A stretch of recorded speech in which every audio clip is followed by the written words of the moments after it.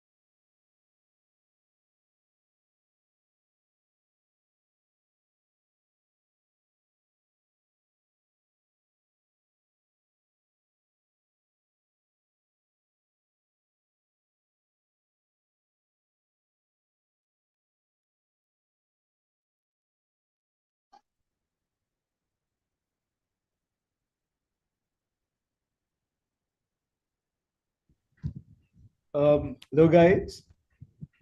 Good evening to all of you. Guys, can you all hear me?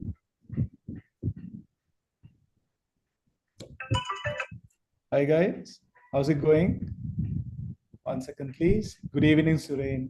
One second, please.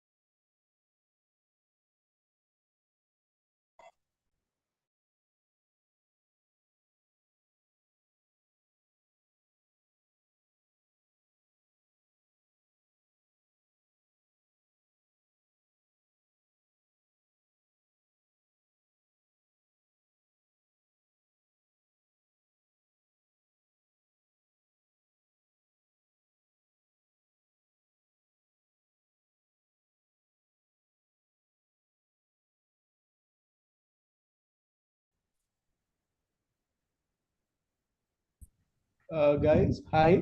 Just give me a couple of minutes, please. I'm trying to switch on my video. I think there's a bit of a problem here, technical issues. Just give me a couple of minutes, please.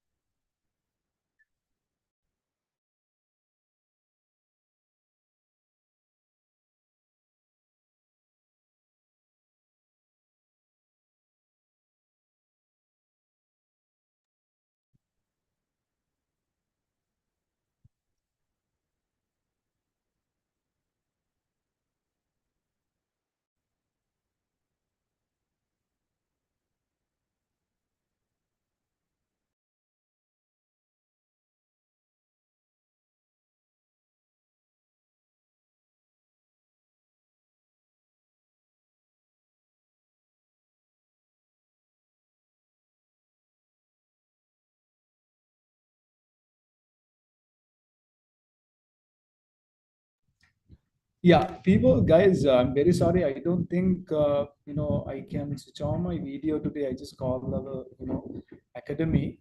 Uh, I've been instructed to do the class without the video for today. I'm actually not conducting the class from the academy people. That's what. So, guys, I'm very sorry. So I think we'll have to, do the class, today's class, without the video. I hope that you guys are all right with it. It's just for today, people. I'm very, very sorry. So there are so many of you all who are joining from India. That's great. Vijay, Suren, Logavani, yes, Adrash, brilliant. Super. So many people. Gopika, Jasmine, yes, yes, solid.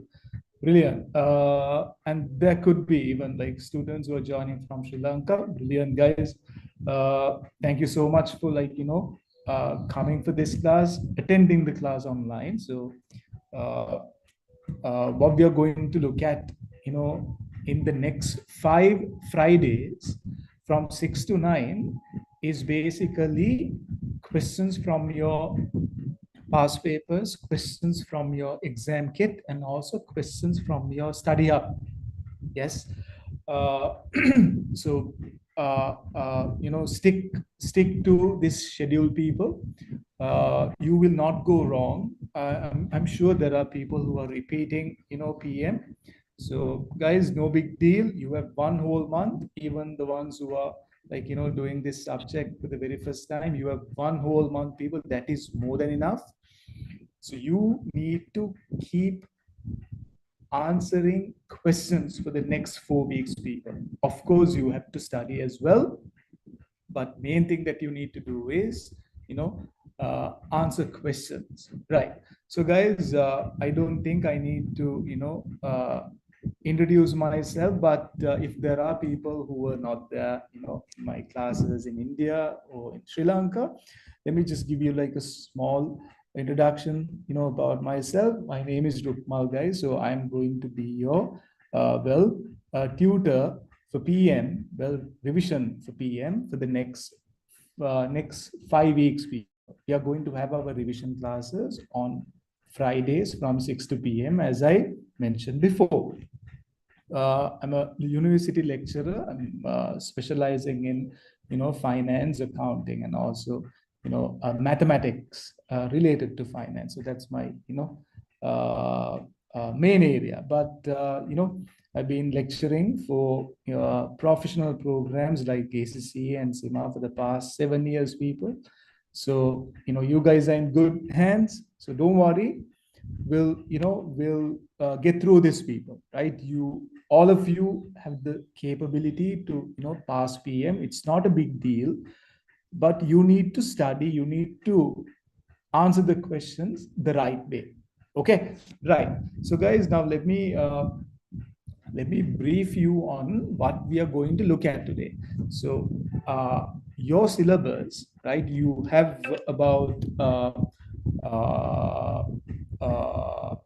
18 chapters if you look at the study hub. If you're referring to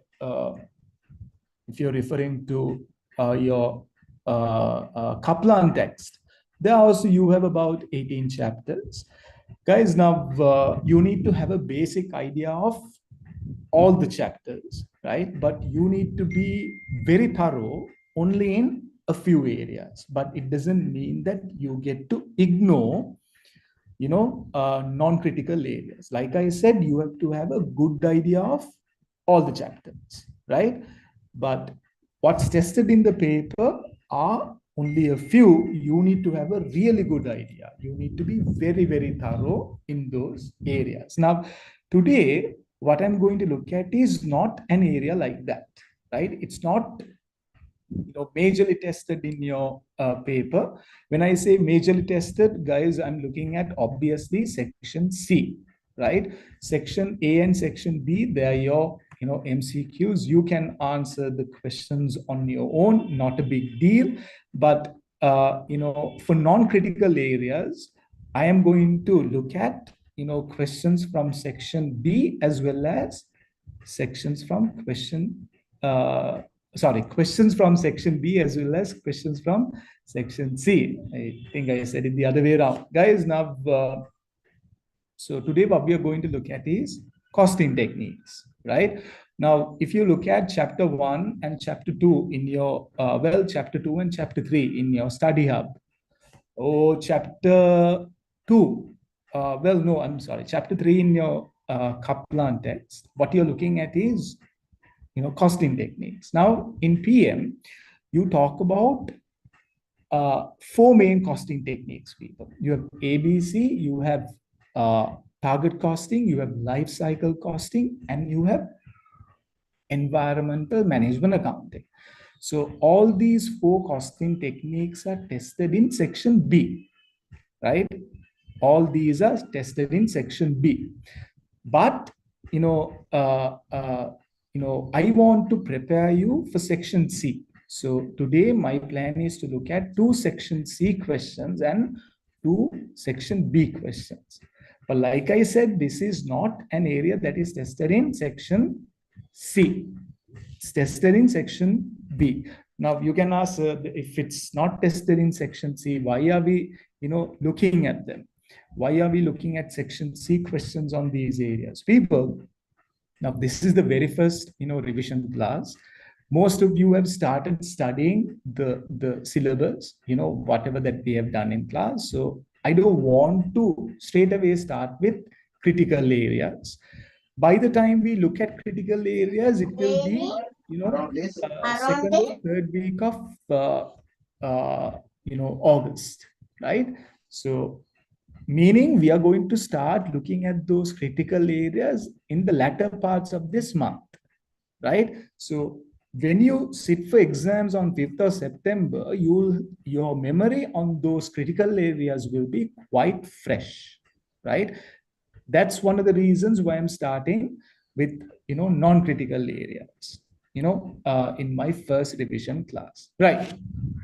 Okay, there are 23, 22 people joining the class, solid people. So guys, now remember, whenever we answer section C questions, you need to, do all the working on Microsoft Excel, right? Because in your exam, the computer-based exam platform is similar to your Excel. So in answering section C questions, you have to show all the working, right, very clearly to the examiner on that, CBE platform.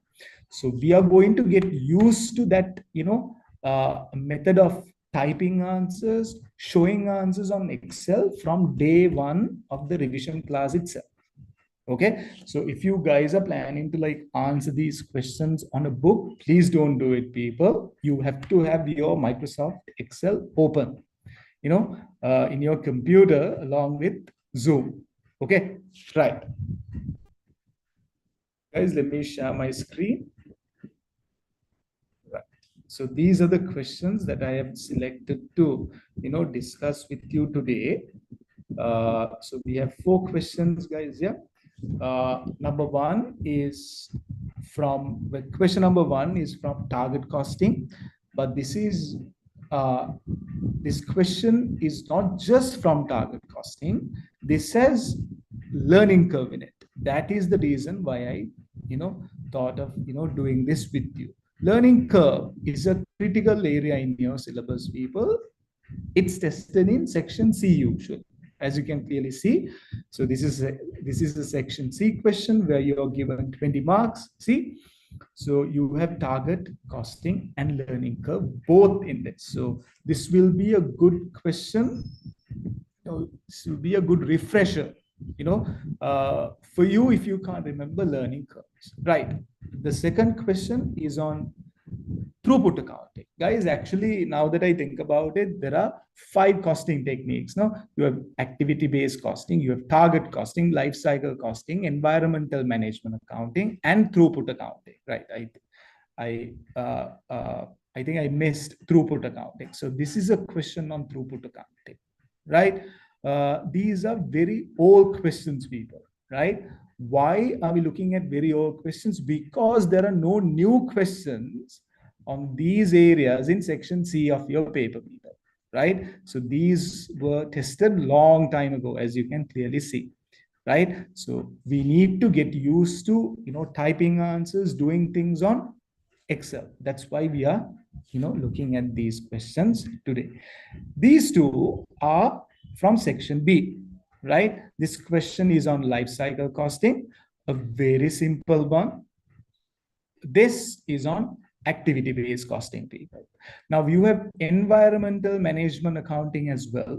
People remember EMA, right? Environmental management accounting is not tested with calculations. It's just narratives. Now, in these questions, they talk about environmental management accounting here and there. So I thought of, linking these questions to that, area of your costing techniques. So that will be good, people. So with these four, I'll be fully covering those costing techniques, right? So, no big deal, people. Please open your, Microsoft Excel. We'll do this together. Okay.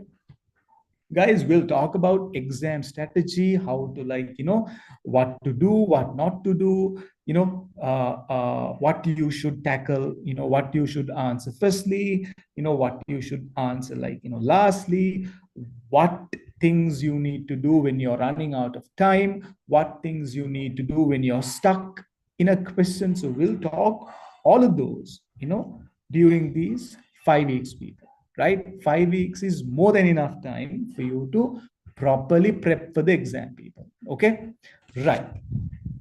Okay, so guys, let's start with this. So as you can see, section C questions, they give you 20 marks. In your paper, there are two section C questions which are compulsory. You have to answer, both section C questions in your paper.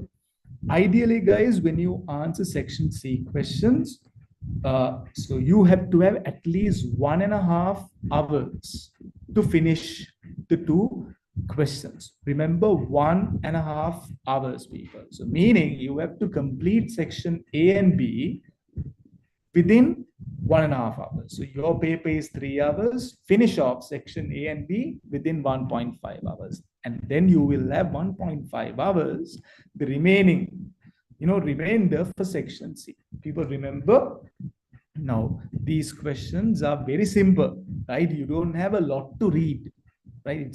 It's very, you're looking at a few paragraphs. If you look at, questions that they, test nowadays, you have a hell of a lot to read, right? So reading is going to consume so much of your time, people, right? So I want you to, keep a track of the time, people.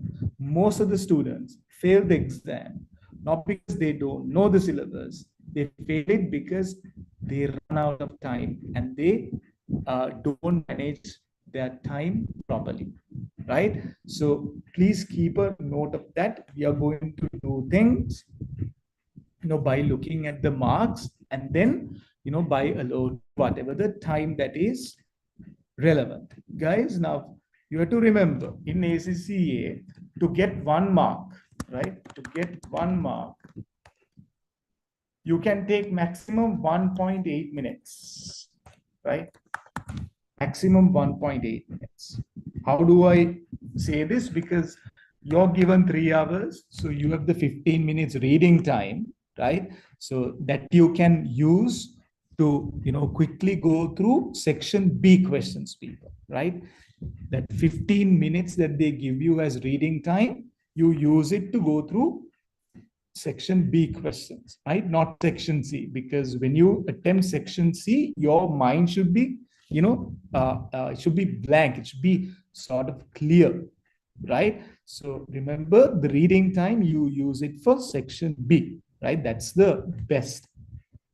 That way you can finish off section A and section B within 1.5 hours, people. Yeah. So I'm going to leave that 15 minutes aside. So you have 180 minutes to score 100 marks.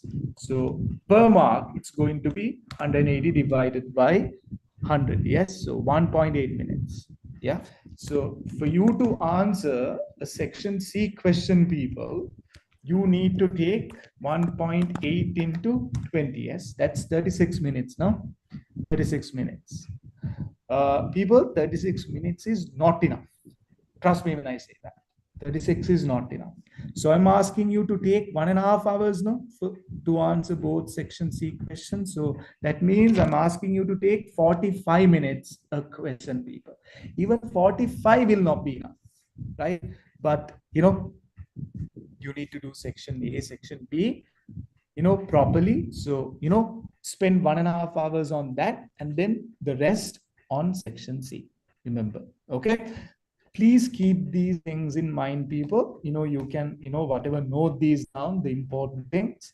Also, I want to apologize again for not being able to switch on the camera, people, right? Technical glitches, I'm very sorry. I will switch on the camera from next week for sure, right? Okay, let's have a look. Target costing, people. So whenever you talk about target costing, so the ones who studied with me, you guys know that you need to remember what Tata Nano, right? So target costing is a pull system, right? You go to the market, you ask the customers what they want, right? And how much they're willing to pay. Based on that, you set the profit margin. That's what Tata Nano did. No, they went to the market, they asked people, okay, if we are to come up with a car, how much are you willing to pay? The maximum that you will spend on a vehicle. So the people said 100,000. That's why Tata Nano was priced at 100,000 people initially. Yeah. So that's the unique feature of target costing, people. This feature is not there in any other costing techniques. You ask the customer what they want, right? And then you ask them how much they're willing to pay, right? So now you have the selling price. From the selling price, you minus your profit margin, right? You can decide your profit margin, 10%, 15%, whatever. From the selling price, you minus the profit margin. So selling price minus profit margin, what you get is what? The target cost, right? What you get is the target cost. Remember that. So the objective is to complete the whatever your product within this target cost. Let's say target cost is 95,000. So now do an estimate. When I do it, actually my estimated cost is 100,000, right? So I wanted to finish off at 95,000, but actually it takes 100,000. So the difference between these two is called the cost gap. This is your cost gap. So companies who implement target costing often, comes up with this cost gap. So what you do, once you get a cost gap is, you bridge the cost gap. So you need to make this zero, right? Right. So those are the things that you need to remember when you say target costing. Are we clear? Right. Okay. Let me give you 5 minutes to read the case study, and then we'll start looking at it. People, as you read, I want you to jot down whatever figures. Now, for example, I can see they're talking about selling price 120. So somewhere say selling price 120. Now remember, guys, when you answer section C questions, when you do the working, right? When you, for example, jot these initial information down, you don't have to necessarily show them in Microsoft Excel, right? This is not going to be a working. This is just data that you're, copying down. So you can copy data to your scratchpad, right? Whatever rough sheets that are given by the examiner on the exam day, you can use them to copy these data down, right? I don't know, whatever that's easy for you, you do it, right? So if you have not tried that out, you try it now, you try that out now. So you can start jotting things down on the scratch pad, or you can, whatever type, uh, on Excel, right? Please do that. I will give you 5 minutes to read the question. This is not that, big people. That's why 5 minutes, right? Okay, start reading, people.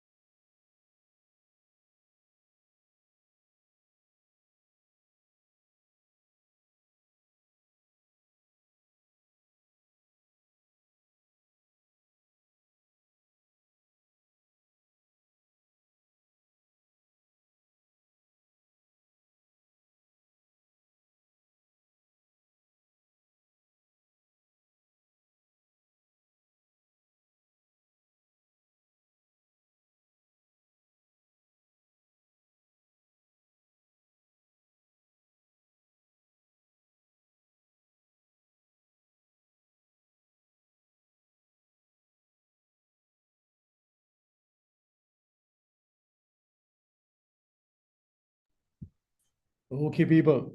Right, guys, are we done reading? Yes, Ananya, are we done? Mr. Gokul, Grishma, are we done?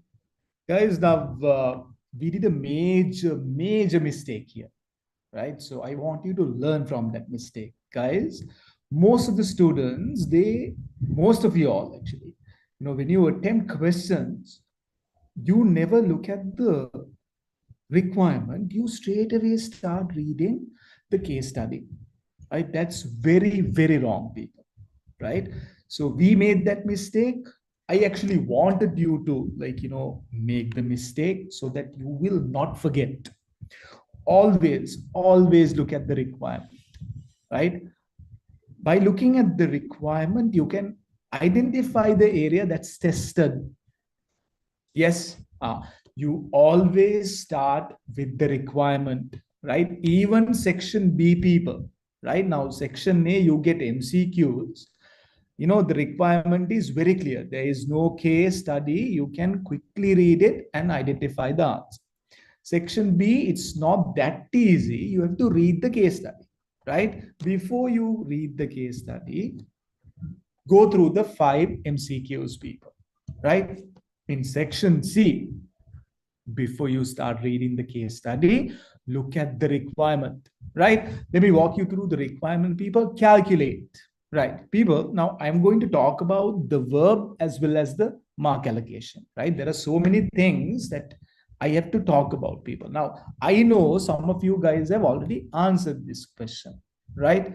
I know there are people who have already finished, answering, these costing techniques related questions. So you can do it on your own, right? You can look at the exam kit, you can identify what they have said, right? And correct your answers, without my help, right? So what value addition can I do at this point, people?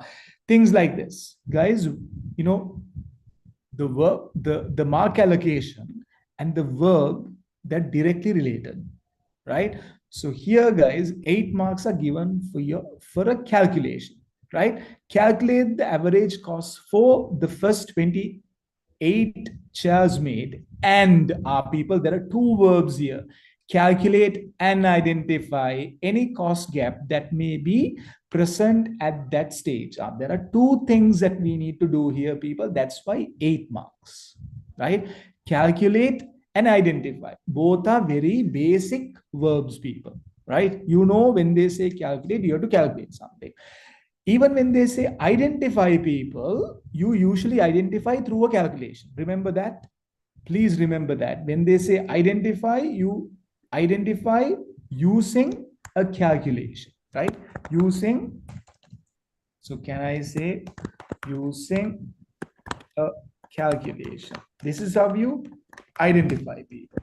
Usually in ACCA, you identify using a calculation. So both are calculations, people, right? 8 marks. Okay. Part B, assuming that a cost gap for the chair exists, suggest 4 ways in which it could be closed. Oh, so for 6 marks, they're asking you to what?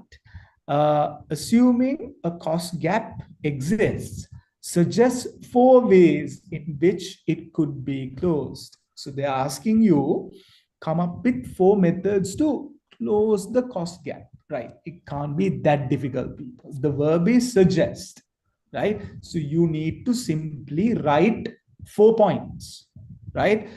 So 6 marks, no? 6 marks, yeah? So 1 point is given more than 1 mark for sure, people, right? 1 point is given more than 1 mark, no? So you can divide 6 by 4, people, then you get the mark allocation. So now you'll have a doubt, sir, how much should I explain? How many lines? How many sentences? People, always look at the verb, right? Suggest, explain, calculate. Those are very basic verbs, people, right? I'm going to share the verb hierarchy. Let me see if I can share it, after the break, because I need to download it from the ACCA website. You'll understand what you need to do when they ask you questions using different verbs, people, right? Now, when they say suggest 4 ways, 6 marks, you can't explain a lot, people, right? 6 marks, I know. So 4 things, you need to explain 4 things for 6 marks. So, it can't be, that big. Your explanations can't be that big. So write a simple explanation. Suggest, right?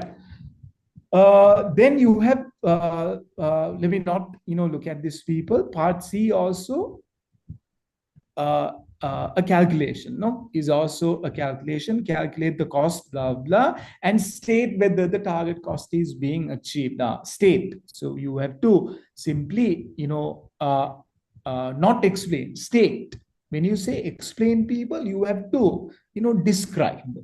When they say state, you just state it, right? Just type it without any long explanations, right? Stating something and explaining something are two different things. When they say explain, you have to, you need to write, right? To justify whatever that you're saying. When they say state, it's like yes or no only. Are we clear? Now, in this question, guys, your, well, out of 20 marks, 14 marks are allocated for calculations, no? 14 marks, because this is 8, this is 6, 14 marks. People, in your exam, you're never going to get questions in this way. Nowadays, your examiner allocates more marks for narratives, right? So here it's only 6 marks out of 20. But nowadays, you will see that like 11 marks out of 20 are allocated for your narrative questions, right? So some people, when they, study PM, when they do questions, what they do is they only look at the calculation parts, right? Some of you come to a conclusion, our narratives can do something, can write something and get away with it. People, that's not the case, right? It's not the case. Most of the students fail. Number one reason is they don't manage their time properly. Number two, they're not very good at writing narrative answers. They're not very good at tackling narrative questions, people. Those are the two main reasons, people, why people fail, why students fail my subject, PM.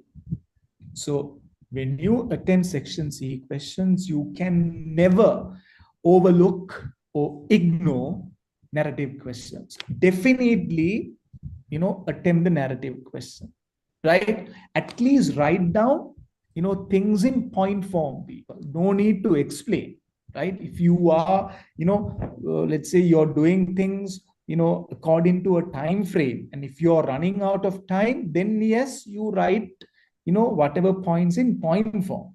But if you have time, don't write things in point form. Explain in brief. Okay, people, I may have, mentioned this in class. Your writing quality matters a lot, right? So now you can ask, is 1 month enough for me to improve my writing, because my English is not that good, not a native English speaker. My mother tongue is not English. My grammar is not that good. It's not that great. Is 1 month enough for me to, like, write proper high quality answers? Yes, people. But you have to keep at it, right? You need to answer at least 1 or 2 questions every day, right? So when I say answer 1 or 2 questions, I'm talking about narrative questions, people, right? If you are okay with calculations, now, in this class, there are so many people who are okay with this calculation, right? I am sure you will not have any problems in calculating, things. But when it comes to writing, you'll have a lot of problems. So prioritize, people. Give more time for writing answers, right? Not calculating stuff. But but you can't forget calculations, altogether. PM is very balanced subject, people. But your examiner knows that you're spending way too much on calculations and very, very less time on narratives. That's why they test a lot of narrative questions nowadays. Okay, Right. Okay, please keep those things in mind. Those are the value addition, people, that you're getting from this class, right? Anyone can answer this question on, on his or her own, but the things that I talk about outside the question or in addition to the question are those you might not know, people. You might not have a good idea, right? Okay, let's have a look. So part A is to calculate the average cost for first 128 shares made and identify any cost gap that may be present at that stage. Cost gap, right? Let's see. So guys, as you read, make sure to jot things down in your Excel sheet or on your scratch pad, right? So I'm not going to read the question in full. Big cheese chairs, they manufacture and sell leather chairs. They're considering a new design of massaging chair to launch into the competitive market in which they operate. So they are operating in a competitive market, people. Competitive, right? Meaning there is a lot of competition. So when there is a lot of competition, you need to keep your costs low. You need to keep your selling price low, right? Because lower the price, higher the demand, right? Okay, competitive market. Whenever you see things like this, you need to make certain mental notes, people, right? Okay, they have carried out an investigation using a target costing system. They have come up with a selling price, $120. There you go. So selling price is 120. They're using target costing, right? BCC wants a margin on selling price of 20%. So you have selling price, you have the margin, you can get the target cost, no? Can get the target cost, right? How do you get the target cost? From the selling price, you minus the margin. Now, in the exam, you don't have to show all these in this way, people. You're not going to have the time to do that, right? You can simply say target cost and then, show the calculation, right? That is, more than enough. You don't have to show all of this. You don't have to now. For me to show things very clear to you guys, I'm using, I'm, highlighting my cells and like, writing, typing, everything. So you might not have the, you might not have time to do all this in the exam. It's completely fine. But you have to show whatever that's important, people, right? For example, this target cost calculation is very, very important. I am sure you'll be getting like half a mark for this calculation, right? So let's do that. 120 selling margin is 20%. Yeah, this into, I'm going to use Excel functions itself. So margin is 24. So target cost is 120 minus 24. Right. People, if you can remember, they asked me to calculate the cost gap, right? So cost gap is what? Target cost minus actual cost. Sometimes this is estimated cost, right? Estimated cost. I'm going to type that as well. So we have to find the estimated cost. Then only we get the cost gap. Are we clear? Right. Like I said, no need to type all of this in your Excel. No need, right? Remember that. You have to, however, show whatever important calculations. For example, this one is very, very important, right? No need to write all this. Quickly show the working. That is enough, right? Okay. When you show the working, you have to show it in a way that your examiner can understand. Let's say you're doing something like this, 120, and then margin, you calculate 120 into 9, 0.2 here, and then you're getting the answer somewhere here. No, you don't show it like this, people, right? This is wrong. No, no, no. Right? You can, straight away get the margin using your calculator as well. But, it's always better to show the working clearly, not in this way. This is not clear. This is definitely not clear. Your exam papers are marked by, very, very well experienced examiners. So they're not young people, they are old, tough crowd, yes. So you need to satisfy them, right? Their lives are anyway miserable, right? They don't like looking at your answers. They are getting paid for that, right? They're getting paid, but still, imagine marking the same answer, right? Like 100 times, 200 times. People are not going to like it, right? So make it easy for the examiner, right? So whenever you write or show working, say working one, right? Then working two, working three, like that. Please remember these points, people, right? Okay, moving on. BCC wants blah blah blah 20% ignoring overheads, right? The frame and massage mechanism will be bought in for $51 per chair, and BCC will upholster it in leather and assemble it ready for dispatch. So they're talking about what? These leather chairs that they're designing, right? So the frame and massage mechanism will be bought in.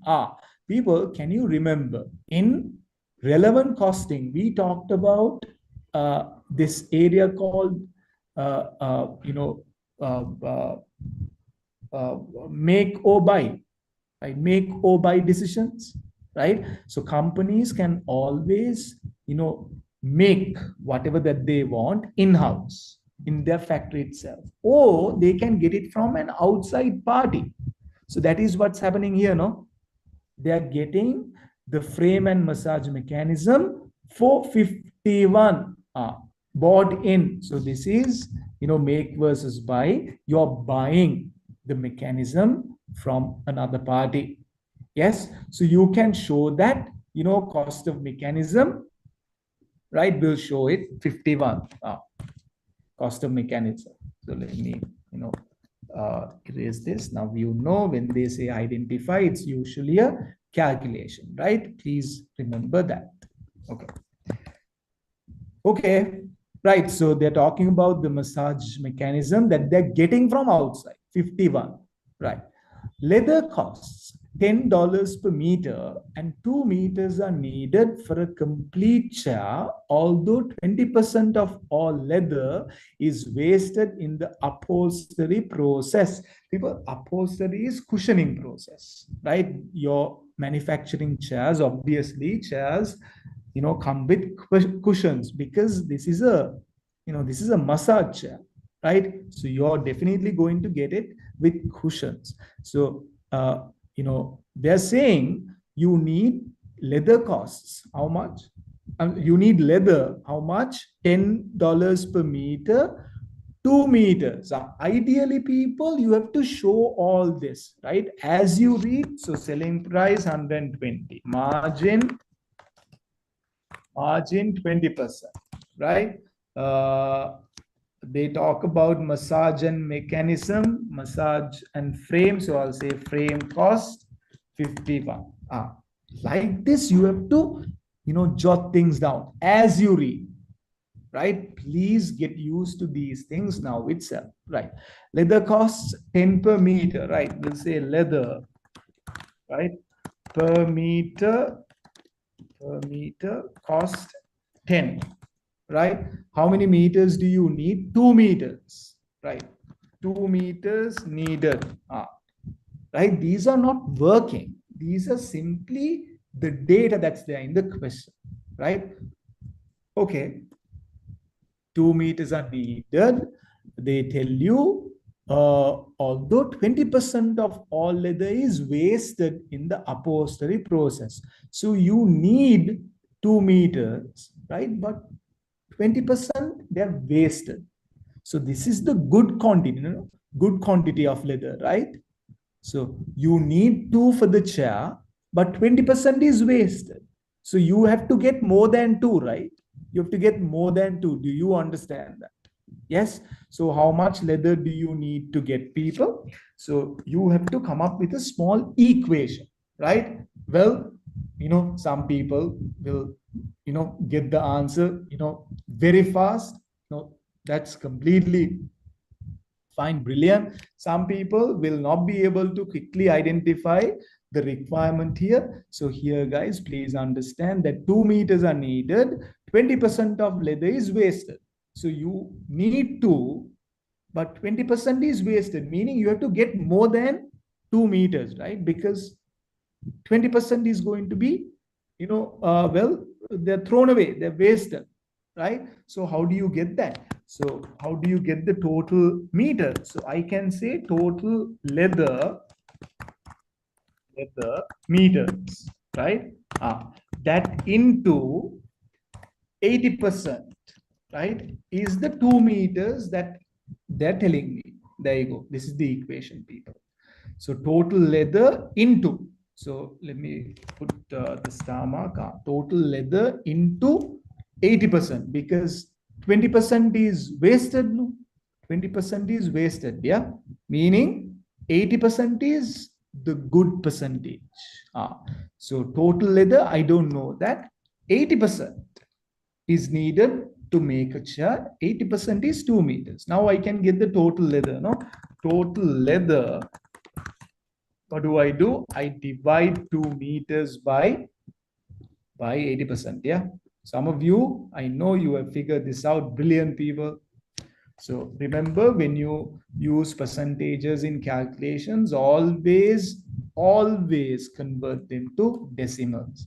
So 2 meters divided by 2 divided by 0.8, you need 2.5 meters, people. There you go. You need 2.5 meters.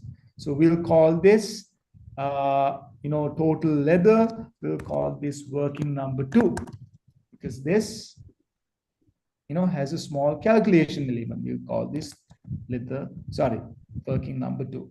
Guys, are we clear? So this is the total leather that we need. Total cost of leather, that's what we need to calculate. Cost is how much? People, they tell you leather cost is $10 per meter. We need 2.5, so I can say 2.5 into 10. There you go. So cost of leather, that is 25.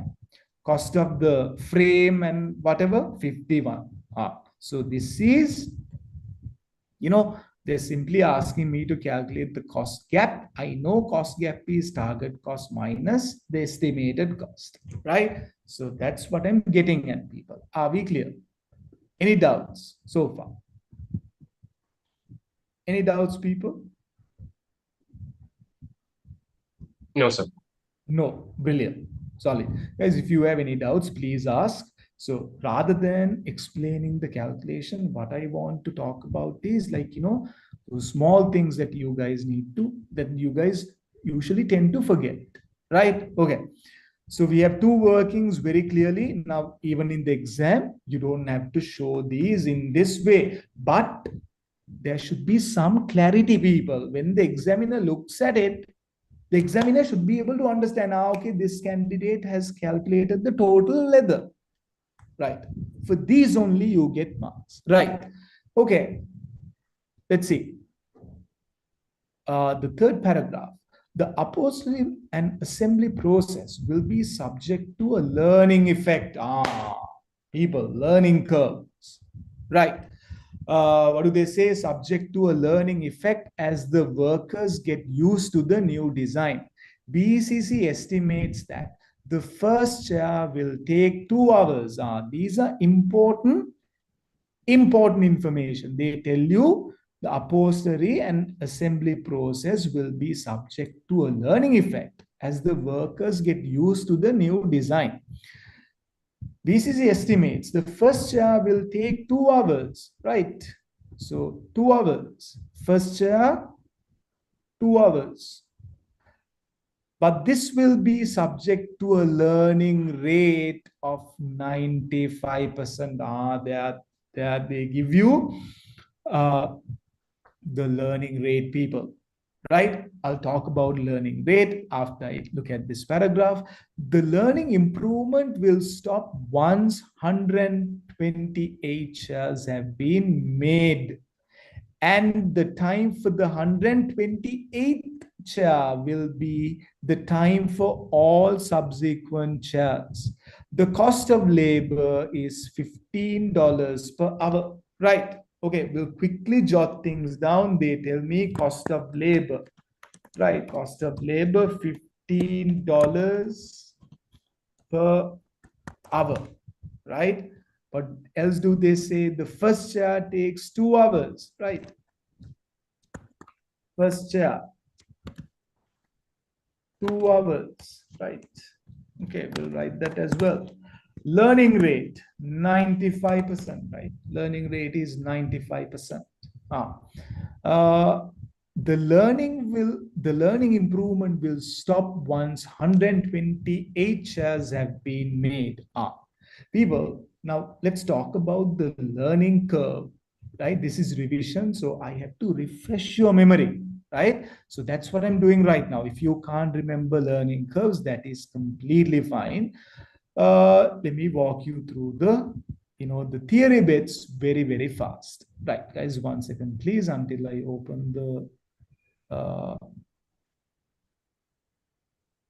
open my handout. Right. Right. So under analytical techniques, people, right, you have so many, techniques that enable you to forecast in a better way. In that, learning curve is the most important one, right? So what does it say? Learning curve, not a big deal. So as you do some activity, over and over again, what happens is the time that is spent on that activity goes down. There you go. This is that diagram, people. So look at the y-axis. Sorry, this is the x-axis. No, total number of units produced. This is the y-axis. Average time per unit for all units produced to date. Average time per unit. So this X shows average time per unit.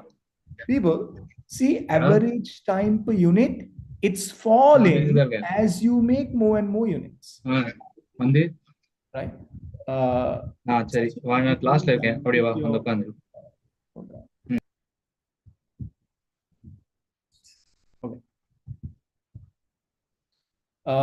Sorry about that, guys. So as you make more and more units, there you go, people. See, your average time comes down. That is the learning effect. As you get expertise, as you get used to the process, you can do it faster. That's the idea. Are we clear? But see, it comes down. Let's say you're taking 10 hours at this point, you're making 1 unit, right? So at this point, you're taking, let's say, 10 hours. So at this level, you're making 10 units, right? You're taking only 5 hours. People, so your average time per unit, it falls, no? It falls. There you go. But at this point, people, see, your curve, it stops getting curved anymore, no? So after this point, guys, what you have is straight line like this. So this is the point at which your learning ends. So you're looking at, let's say, 100 units here. So when you make 100 units, right, at that point, your learning ends. So when I say learning ends, people, what's happening is you're looking at, let's say, 100 units being made, and average time per unit when you make 100 units, let's say it's 2 hours. So after this point, people, once you make 100 units, right, all the other subsequent units are going to be made by using how many hours? 2 hours, right? So after 100 units, people, it stops, the time stops from falling, right? That is where your learning ends. Now in this question, they are telling you that the learning stops after you make 128 shares. See, learning improvement will stop once 128 shares have been made. There you go. The time for the 128th share will be the time for all subsequent shares. There you go, people. Are we clear? Right? I hope that you're okay with the information, right? So learning curves can be tested in two ways, people. Number one is your algebraic method. Number two is the tabular method. Tabular method is not very common in the exam papers, people. What's tested is, the algebraic method, where you have to use a formula to get the average time per unit. Are we clear? Right. So this is the formula, people, right? Now, this formula is actually given in the exam, right? But you don't have to look at the formula sheet, people. This is very, very simple. Yeah. Right. So you know that Y is the average time per unit. A is the time that is taken by the first unit. X is the total number of units. B is your learning index. Usually, guys, in the exam, they give you the B value. There you go. They give you the B value. But if you don't know how to get if the examiner does not give you the B value, you know how to get the B value, right? B value is log R divided by log 2, yes? Log R being your learning rate represented as a decimal. There you go. Log 0.95 divided by log 2, people. So you need to use your scientific calculator, enter this, input. You get this value, people. There you go. Guys, I want you to understand something. So here the learning rate is given to how many decimal places? 1, 2, 3, 4, 5, 6, 7, 8, 9. 9 decimal places, yeah? So do you think you can use only like 0.074? No, you have to use the entire thing, people. Please remember that, right? They're giving you the B value for 9 decimal places. So you better use this entire, value when you calculate, when you use the learning curve equation. Are we clear? Right. So if you look at the requirement, calculate the average cost for the first 128 shares made. So simple, right? Calculate the average cost for the first 128 shares made, right? Let's do that, people. So I know this is the equation, right? Y equals ax to the power b. So I can't show the power, people. So I will show it this way. Now in the exam, right, you don't have to show the equation, right? No need, because the examiner knows it. So what you need to figure out is the components. A. So time per unit, people, time for the first unit, right? Time for the first unit, right? It's 2 hours, no? 2 hours. Now, in the exam, do you think you have to type all this? No, no, you don't need to type all this, people.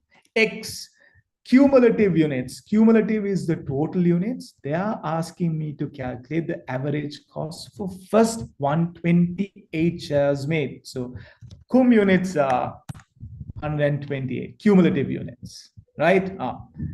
Index of learning, the B value, that is the value that is given, people, in the question, minus 0.074. What is it? 0.074 00581. 00581. Now there, right? Index of learning. Right. Now what do we do to get the average time? So Y is my average time per unit, right? Y, I can say average time per unit. Okay. Let's get the answer, people. Not a big deal.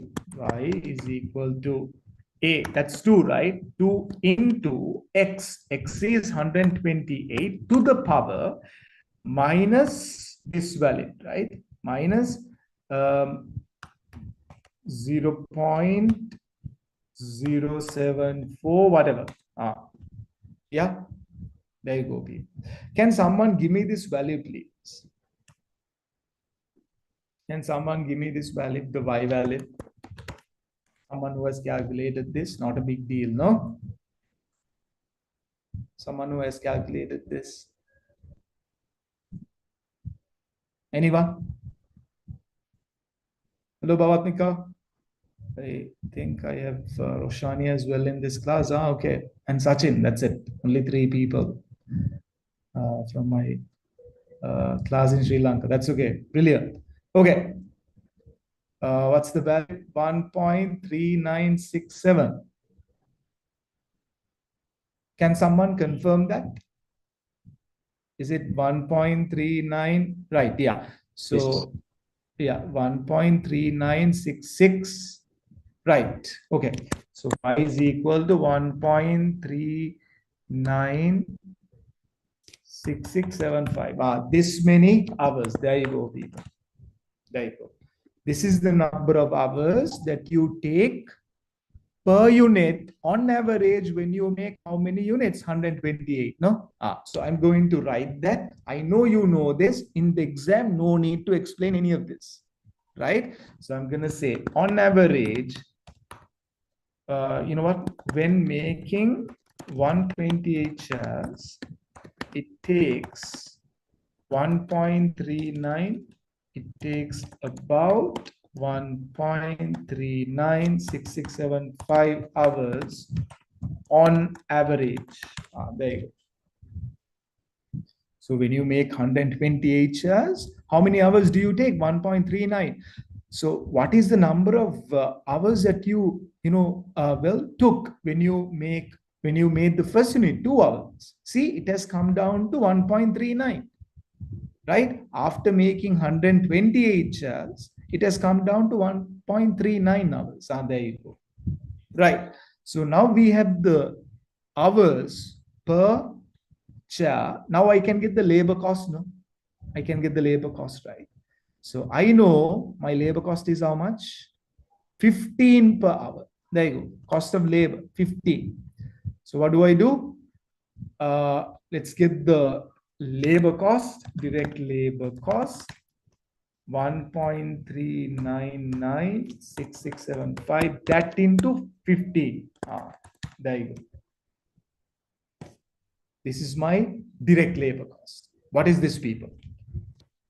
1.399667.5 into 15. It's 21. No? It's 21. Are we clear? It's 21. So, guys, that's all they tell me. So I can get the actual cost now, right? So what I have highlighted here, cost of mechanism, direct labor working. Sorry, direct labor. Yeah, this is the direct labor working, no? Right. Direct labor, let me separate this, right?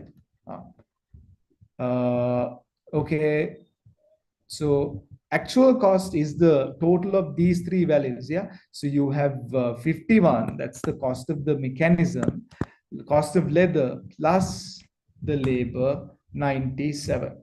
There you go. Actual cost is 97. Is it 97? 96.995 people. Right. Okay. So we'll put the actual cost here, 96.995. So it's almost 97, right? So cost gap, 96 minus 97 minus 1. It's actually not minus 1. It's 0.995. So that's like a very insignificant gap, no? It's 0.9. That's just $1, no? $1. $1 is something you can forget, people, right? If it was, let's say, $10, $5, you wouldn't be able to ignore it. There you go. Very, very simple. Not a big deal. Are we clear? Cost gap. So it's like this company is actually, achieving the target cost, no? Right? 96 is the target. Actual cost is 97. So, the cost gap is very insignificant. There you go. So identify any cost gap that may be present at that stage. We have already identified that, paper, right? So in the exam, guys, like as you read, start doing the workings, right? Then it will not consume so much time for you to present the answer. Now, most of you all are having doubts. So how to approach? People, this is how you approach. As you read, there'll be things for you to calculate up. Say W1, working one, start calculating it. No big deal. As you calculate, you'll understand, okay, this is my end answer. This is what I need to do, right? So guys, remember, you're not to just read the question and then start doing the working. No, no, no. As you read, you do working. So whatever that you can. Are we clear? Yeah, right. Okay, so part A is done. Part B, assume that a cost gap for the chair exists. Suggest 4 ways in which it could be closed, right? So they're telling you, look here, let's assume that there is a cost gap. How can we, close the gap? Suggest 4 ways. Now, people, when you write, this is straight theory. This is straight theory. If you look at your handouts, you'll see that there are enough and more ways to cut your actual costs down, right? So you can cut your direct labor costs. You can, I don't know, get cheaper material, whatever, right? But, so here, guys, assuming that a cost gap exists for the chair, see, they're relating the narrative question to the case study. So I want you to, come up with answers that is suitable for this case study, right? Now, most students, when they, attempt narrative questions, what they do is they write some generic answer points, right? For example, you can say cut down the material cost. Increasing the selling price is not a good thing, right? But you can suggest that, but it's not a good answer point.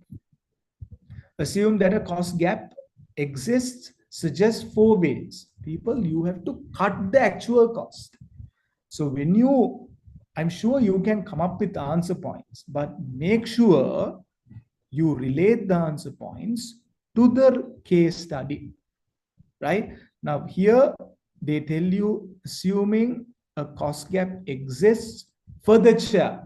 So meaning you have to talk about the ways of cutting down costs with respect to the case study. Now, how can we cut the costs, people? Suggest 4 ways, no? Come up with like 4 things. How can we cut the costs?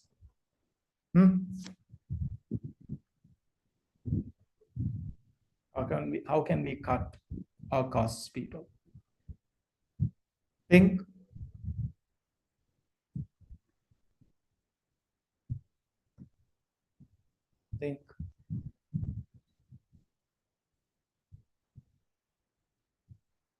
What can we do, guys? Yeah.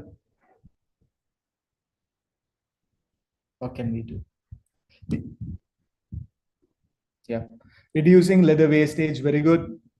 Using skilled and semi-skilled laborers. Sachin, if you use skilled laborers, your cost gap is not going to reduce, no? Because you're going to have to pay for people, right? You're going to have to pay for people because they're skilled. People, when there is learning effect, right? When there is a learning effect, meaning you're doing the same thing over and over again, no? So you can get unskilled people because, people are going to get used to the process, right? You can get unskilled labor and, provide like a basic training and ask them to do this, right? You don't, employ skilled labor. Skilled labor is required, not for situations like this. When there is learning, right? Meaning you are looking at the same activity, right? Same activity being carried out over and over again. So get unskilled people. Are we clear? Reducing the profit margin. No. Negotiate the price of frame. And yes, very good. Negotiate the price of frame. Okay. Yes. Okay. Yeah. Maybe look for a different supplier. You're getting leather, from, I don't know, from an outside party at $10 per meter. Check if you can get, leather at a, lower price, right? Purchasing inferior quality material. Roshani, I wouldn't say inferior material. Lah. I wouldn't use that word because inferior, that means low quality, no? No, I would say, okay, maybe look for a supplier who can sell leather at a lower cost. Don't talk about quality, right? Reduce leather wastage. People, here there is 20% wastage, no? Reduce it, right? People, some other thing that I want to, like one other thing that I want to, highlight is here, I told you, they're buying the mechanism, no? They're using the mechanism in the chair that they make. So why can't we make this in-house, right? Try to, yes, Ananya, brilliant. You can make this in-house, no? You can try to, right? You can check it, and see whether the cost is, higher or lower than 50 baht. There you go. Those are the ways in which you can cut your costs, people. Are we clear? So just to state now, people, they're asking you to suggest, right? Suggest. So no need to explain a lot, right? 1 or 2 lines, that's more than enough, right? If you look at the examiner's answer, right, you can, I'm sure some of you have, people, you'll see massive paragraphs containing so many, so many different things, lot of information. Guys, that's not required at this level, right? When the examiner gives you answers, obviously you're looking at standard, standard answers, right? They have to give you a lot of information because they're the examiner, right? They talk about everything. No need to write all of that in the exam. For example, right? So let me talk about, leather. So you can say this is big cheese, no? Big cheese can look for another supplier who can supply leather at a lower cost. However, the impact on quality should be impact on quality should be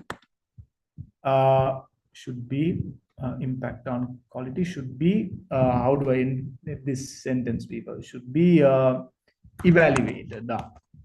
There you go. Obviously, when you buy cheap stuff, quality is going to go down. So, say that, quality should be kept in mind.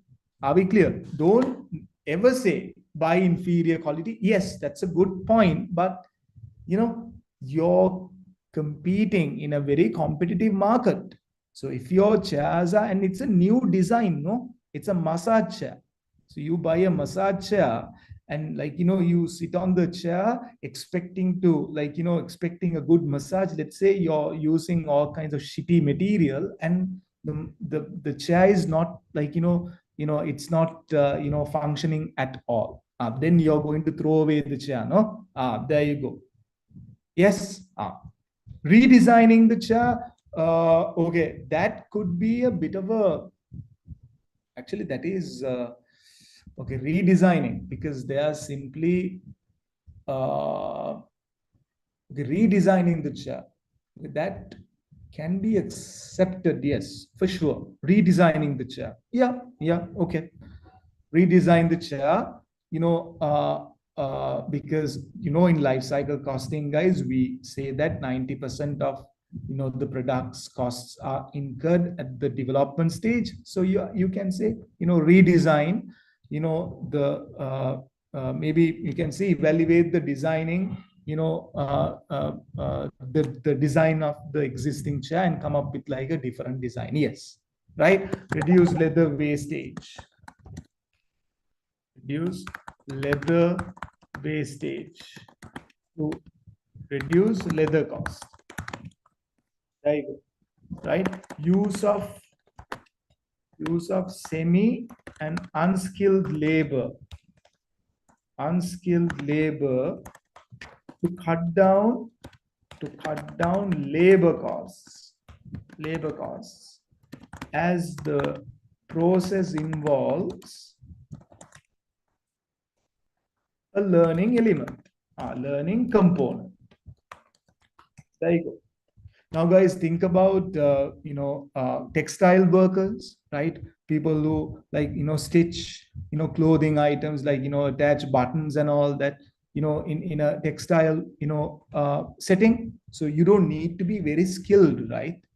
You don't need to be skilled. You can get unskilled labor, and ask them to do it. Obviously, over time they are going to get it, right? They are going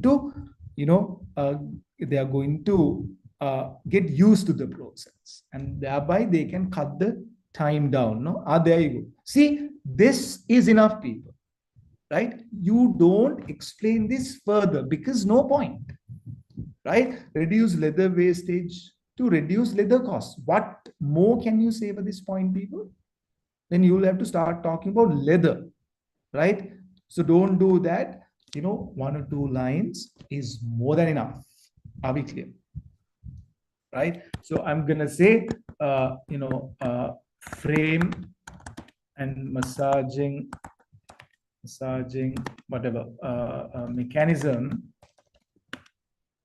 can be made in-house to see if the costs can be maybe not see to evaluate whether costs can be reduced. There you go. Okay, so guys, now you're starting to type answers, right? Now you can ask how are you coming up with the very short sentences, but they're very complete, they have everything in them. People, it takes time, right? When you type answers, it might not be this, the language might not be this professional, right?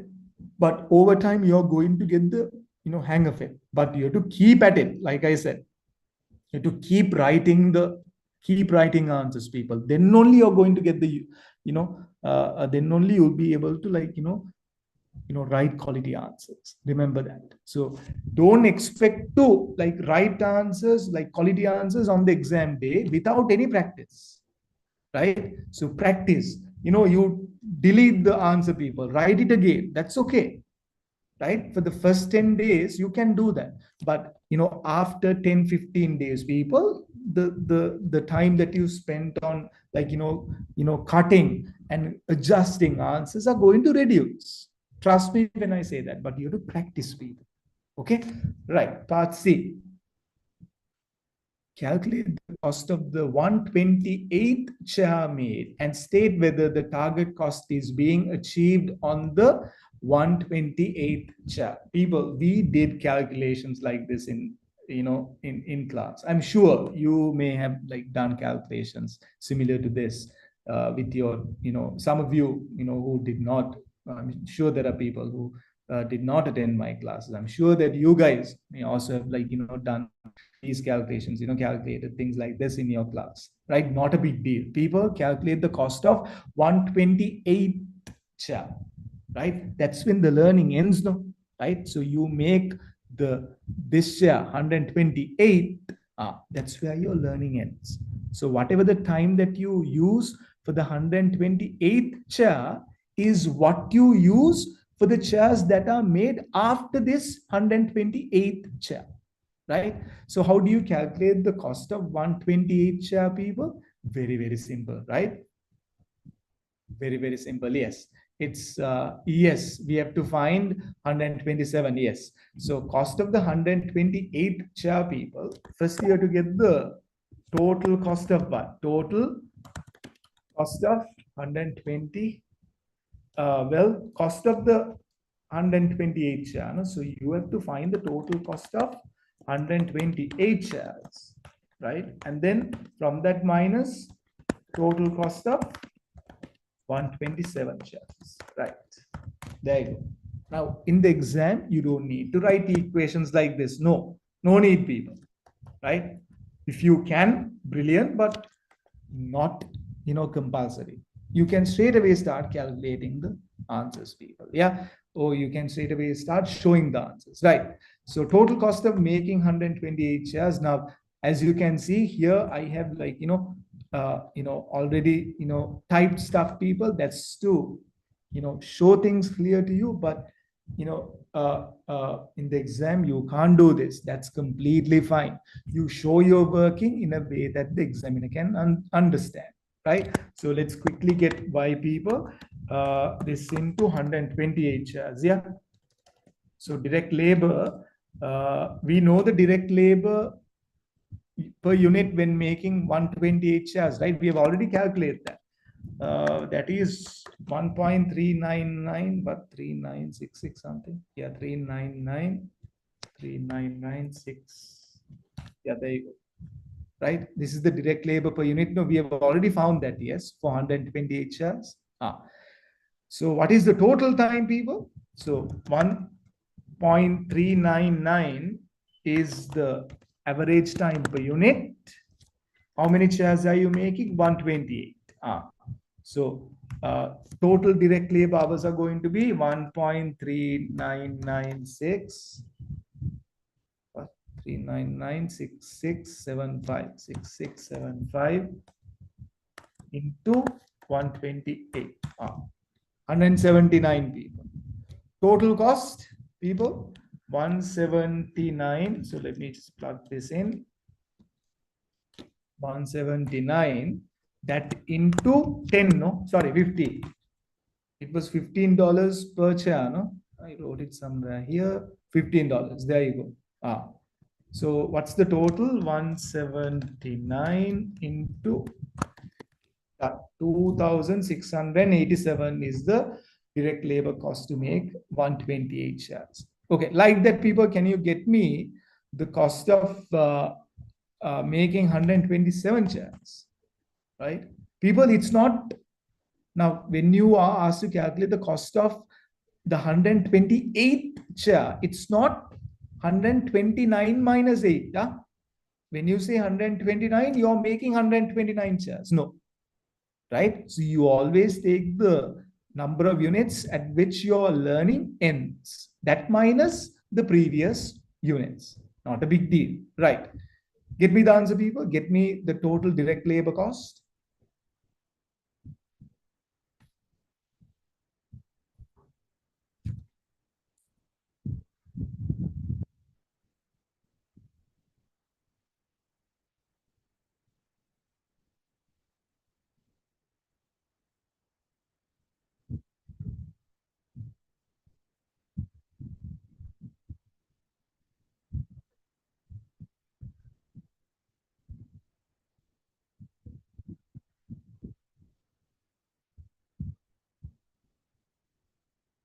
Anyone?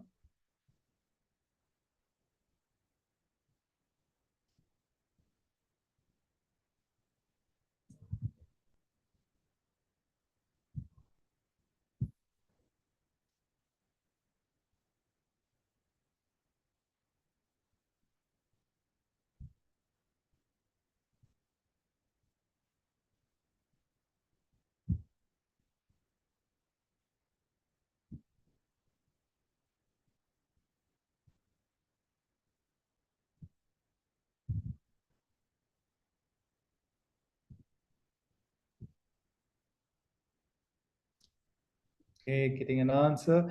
1.3974. Is it that? So direct labor per unit. So I know it's going to be y equals 2 into 127 to the power minus whatever that, no? Minus 0. What was it? Minus 0.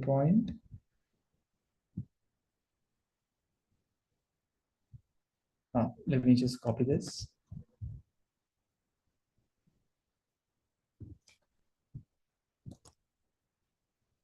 Right. How much is this, people? 1.3974 something.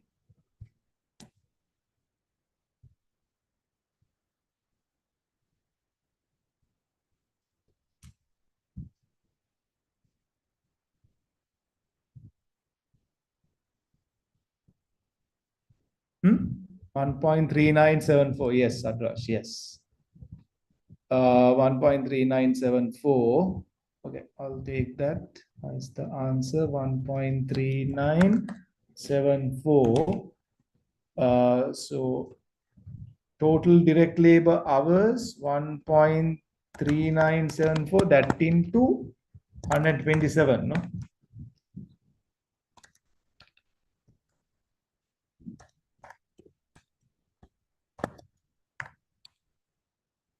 177 something. Yeah. So total cost, this into 15, no? This into 15. To 50. So you're looking at 2,662. Done. So therefore we can calculate the cost, no? Cost for cost of making the 128 shares. So total cost of making 128 shares is this, minus total cost of making 127 shares. That's this, no? This minus this, 25.31 something. Yeah, 25.31. Okay, so that's done. You're asked to calculate what? Calculate the cost of the 128 share and state whether the target cost is being achieved, right? Okay, so I know target cost was how much? Target cost, we can link the value here. Target cost is 96. Then actual cost, wait guys, target cost,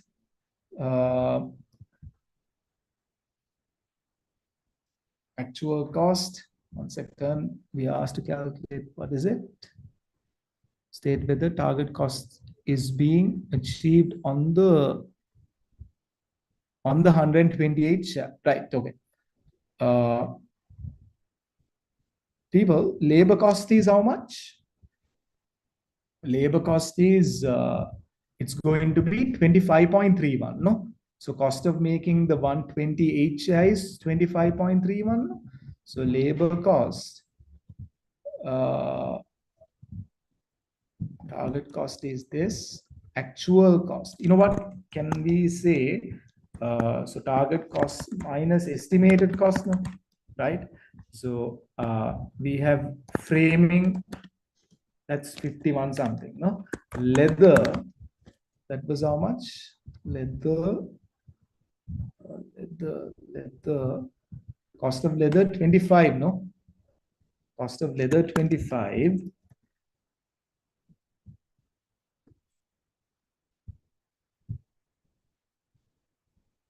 Cost of leather is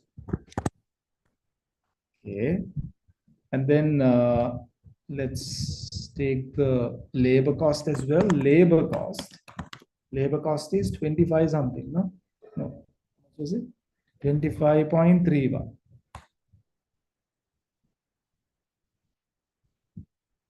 Right. How much is this?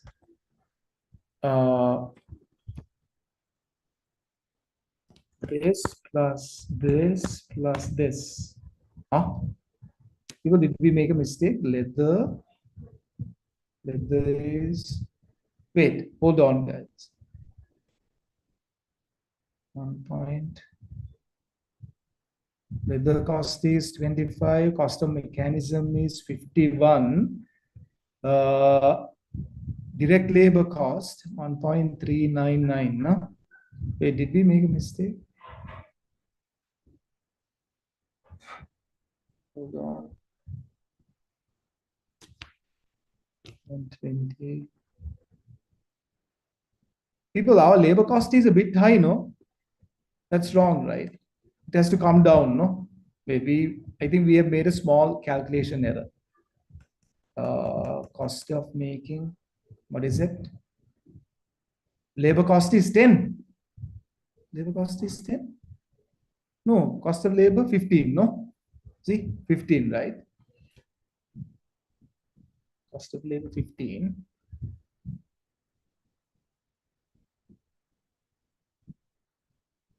Wait, guys, hold on.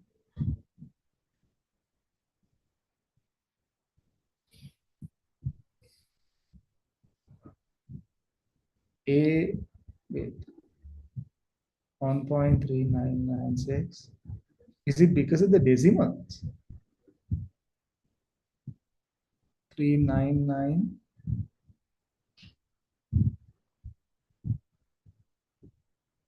Into 15, 2,687, right? Cost of making 1.397485. 74, wait, 85.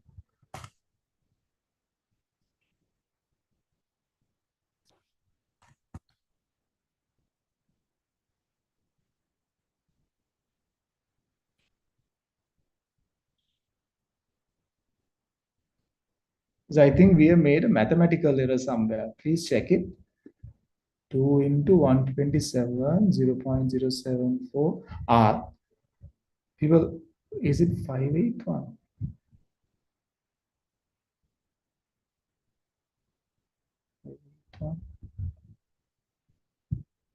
Yeah, 0.058.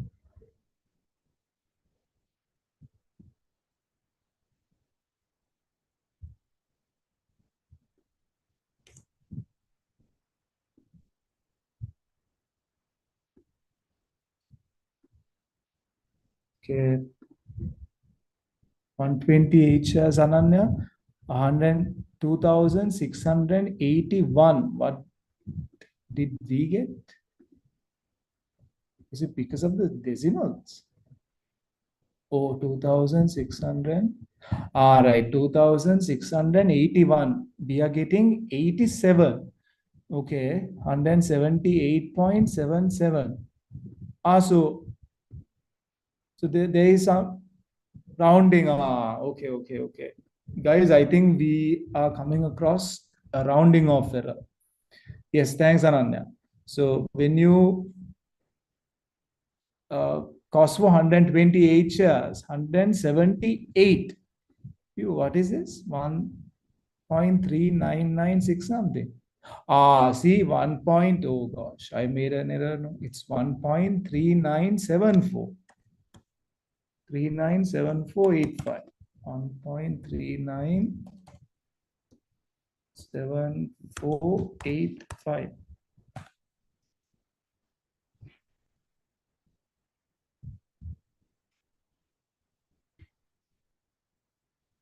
3974.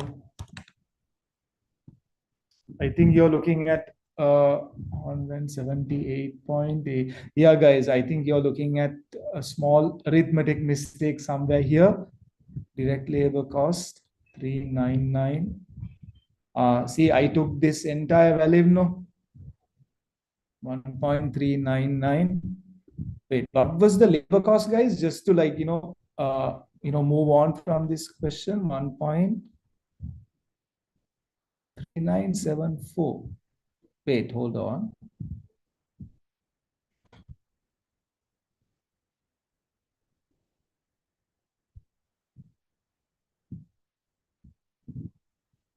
One point three nine nine 6675. Wait, 1.39. Wait, guys, hold on.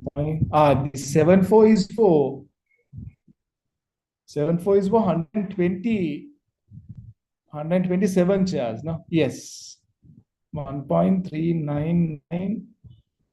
Yeah, 1.3967. 39667. Hold on. 1.3967. 1.39667. There you go. Yes. Yeah. Thanks. Yes, thanks, Adrash. Now it's guys, an arithmetic error, yes. So there you go, your cost of making the 120 HI is only 90. So it's less than the cost before, no? So I think I have, taken a wrong value, I think, made a small mistake. So let's say you make a mistake like that in the exam paper. So you'll be losing half a mark here. You're using, actually, it's, you know, uh, yeah, you're making a small arithmetic error, calculation error. Your logic, your equation, the way you have used your numbers, everything is fine. It's just that the final answer that you have taken is, wrong. People, when it's like that, the maximum that you're going to lose is half a mark, right? Maximum. So this answer is wrong. Your target cost is also going to be wrong. It's not like that, people, right? Your examiner does not penalize you that way, right? He cuts mark only in one place, but you have to have the others, other calculations accurate, right? So what's the cost gap? There you go, people. Labor cost is 19.4 something. People, target cost is, see, 96. Actual total cost is 95. So you're achieving the target cost, no? Right? Cost gap is, it's, well, you don't have a cost gap, right? Well, mathematically you do. You wanted to make the chair at $96. You're making it, actually, when you do it, you're estimating your cost to be 95. So you're achieving the target cost. There you go. Target cost is being achieved, right? No need to show any of this. There you go. People, are we clear? Yes, sir. Right, very good. So, guys, now, to do this question, we took, a lot of time. That's completely fine because this was the very first question, right? Very first question, not a big deal. Okay. Don't get demotivated, right? This is the very first revision class. You have 4 more revision classes, people, for, 4 more weeks to study. So that's plenty of time. Right. Before we look at the next question, that is YAM, I want you to take a small break, like 10 minutes, and then we'll talk about this one. Right? 10 minutes, people. Take a small break.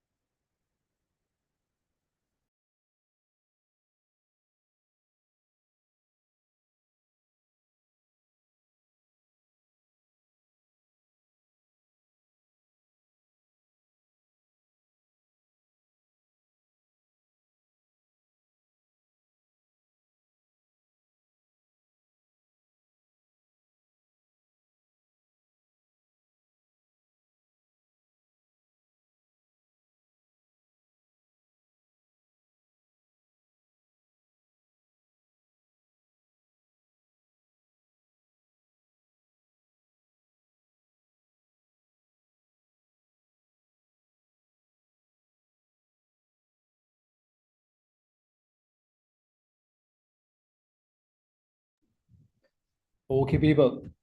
So, guys, a very short break because this is just a 3 hour class, right? I don't want to give you like, massive breaks because, we finish the class at 9. So, I don't want to drag the class any, longer than that, people. Right. Okay. So, the second costing technique, guys, 1 second.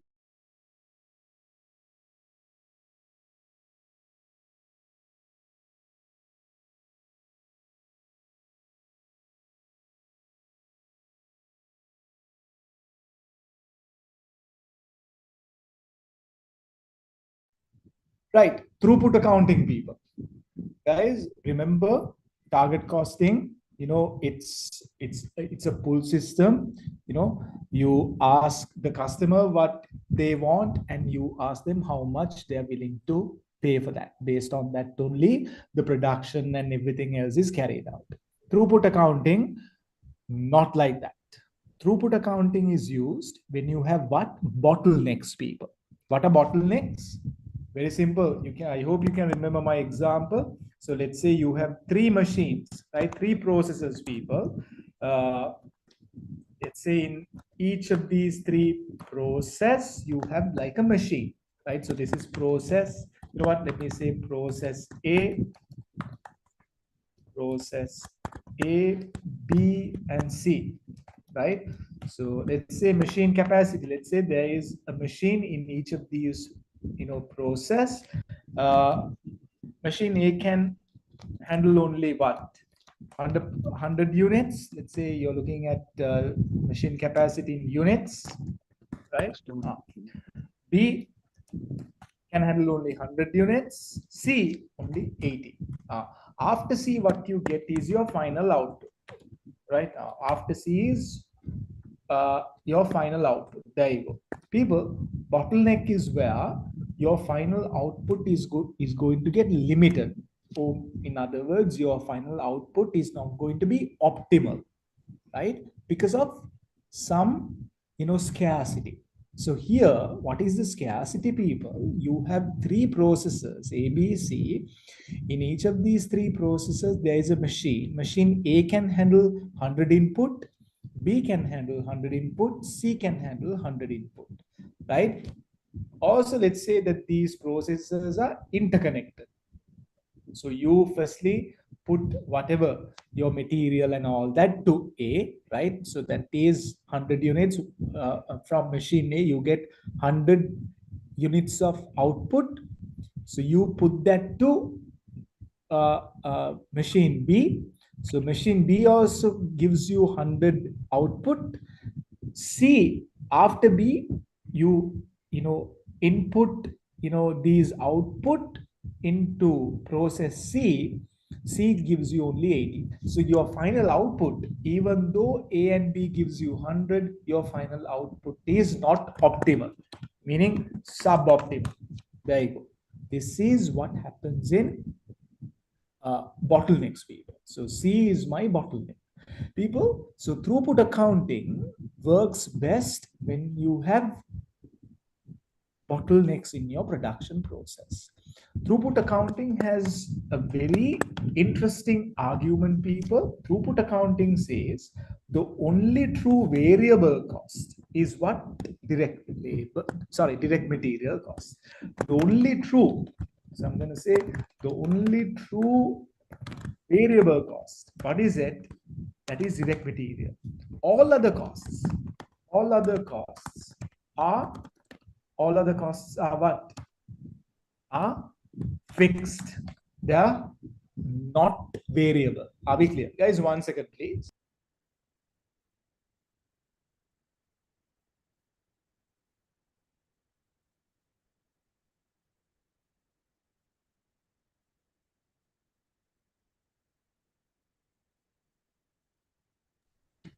Guys, very sorry.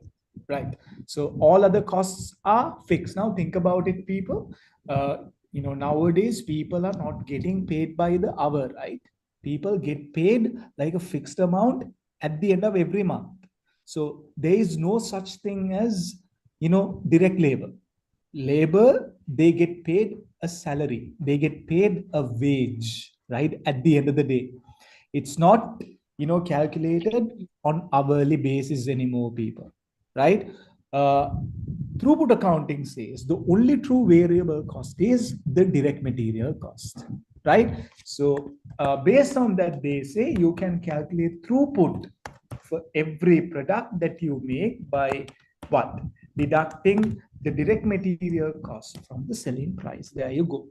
Yeah.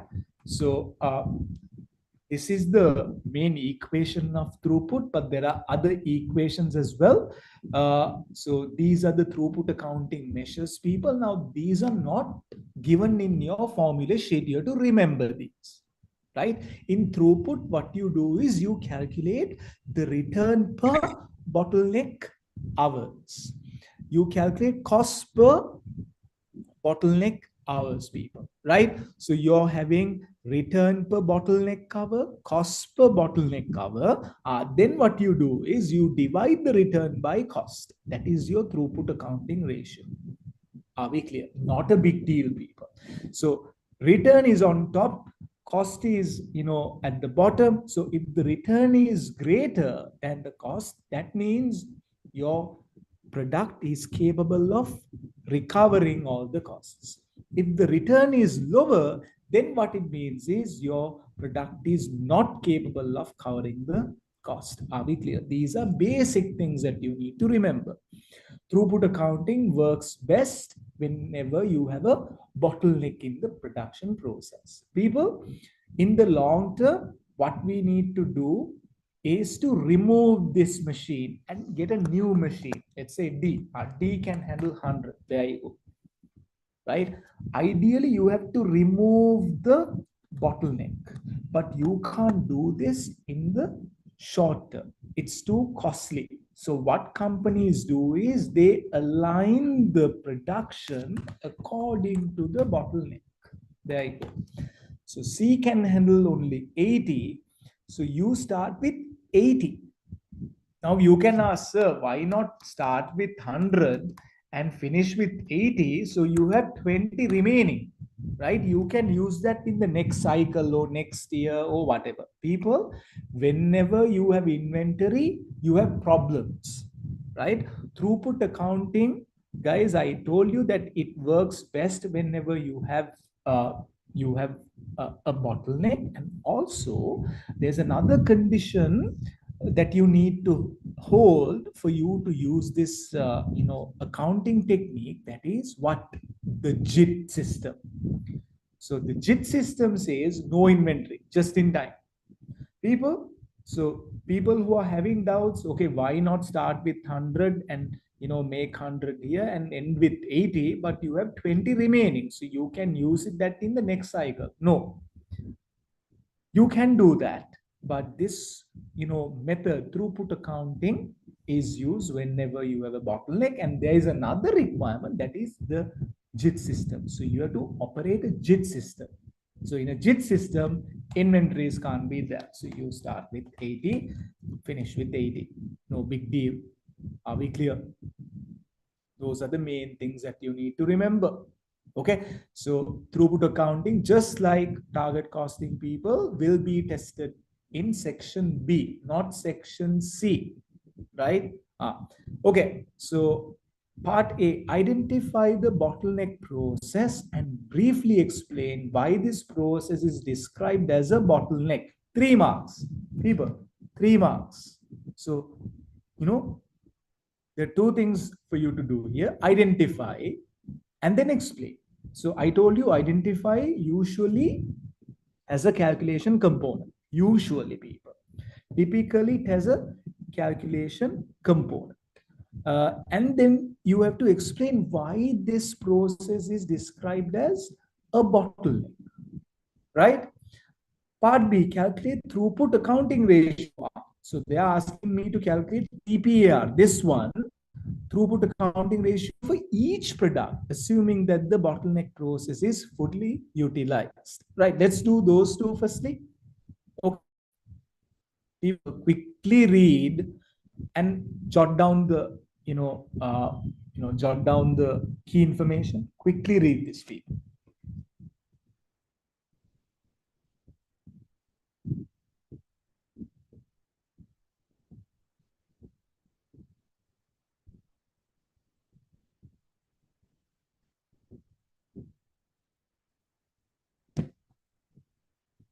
And as you read, guys, see if you can identify the bottleneck, you know, bottleneck process. They're talking about processes. Like, see if you can identify the bottleneck process. Huh?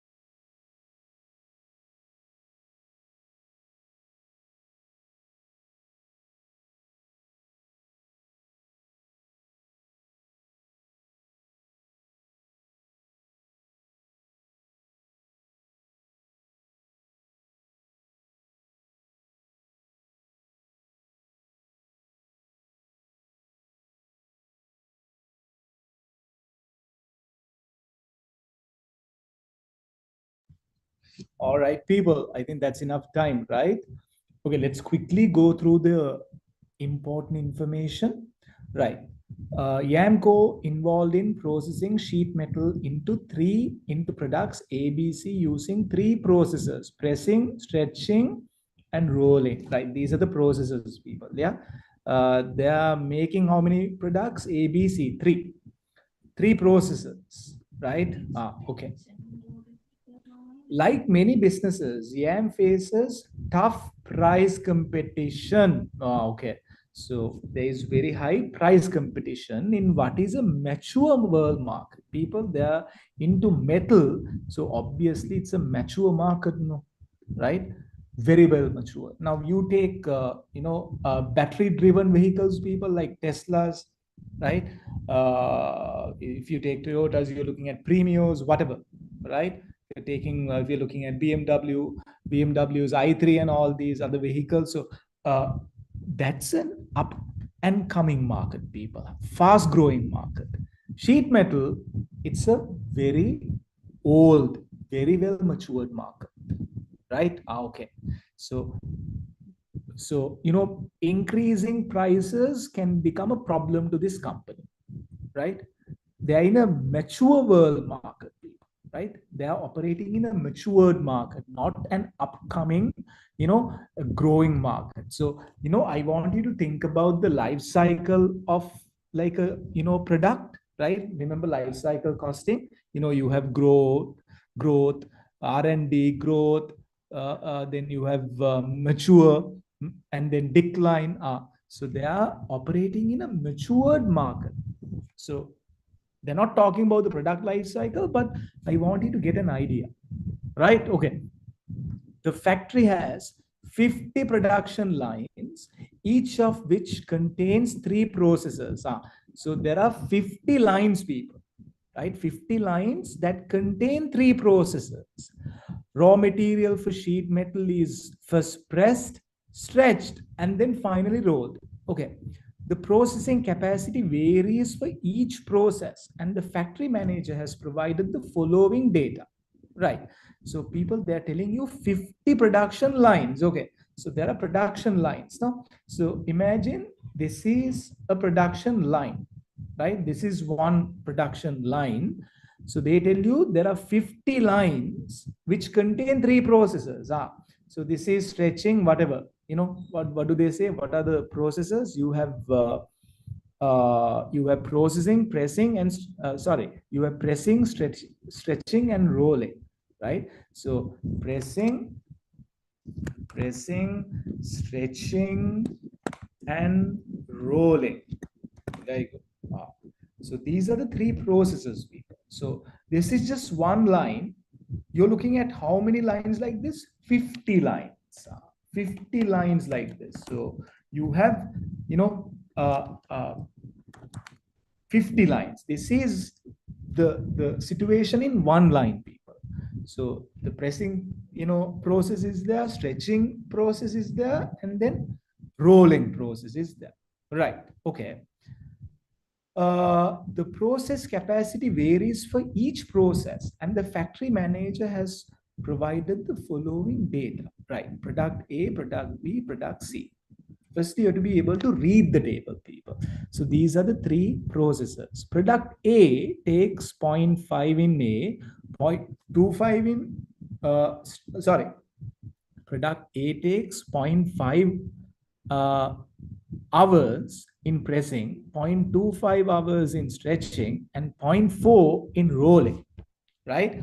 Product B takes 0.5 in pressing, 0.4 in 0.5 in pressing, 0.4 in stretching, and 0.25 in rolling. Product C takes 0.4, like that. The factory operates 18 hours each day for 5 days a week. 18 hours each day for 5 days a week. It is closed only for 2 weeks of the year. How many weeks are you looking at per year, people? 52, no? 52, right? So they are closed for 2 weeks. Are we clear?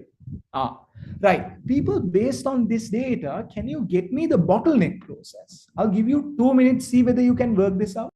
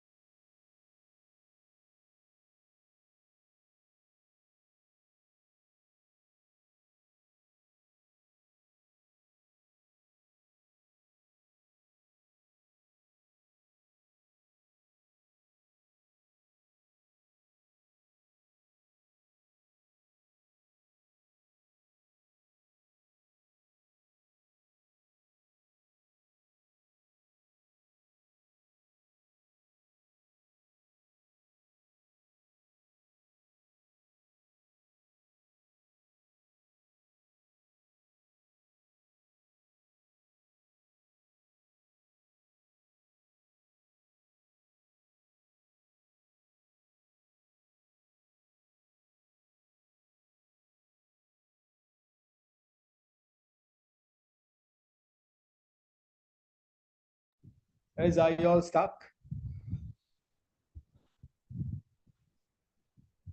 Hmm? Can anyone tell me what the bottleneck is by looking at the table? Okay, don't do the calculation. Look at the table and tell me what the bottleneck process is. Is it pressing, stretching, or rolling? Think about it.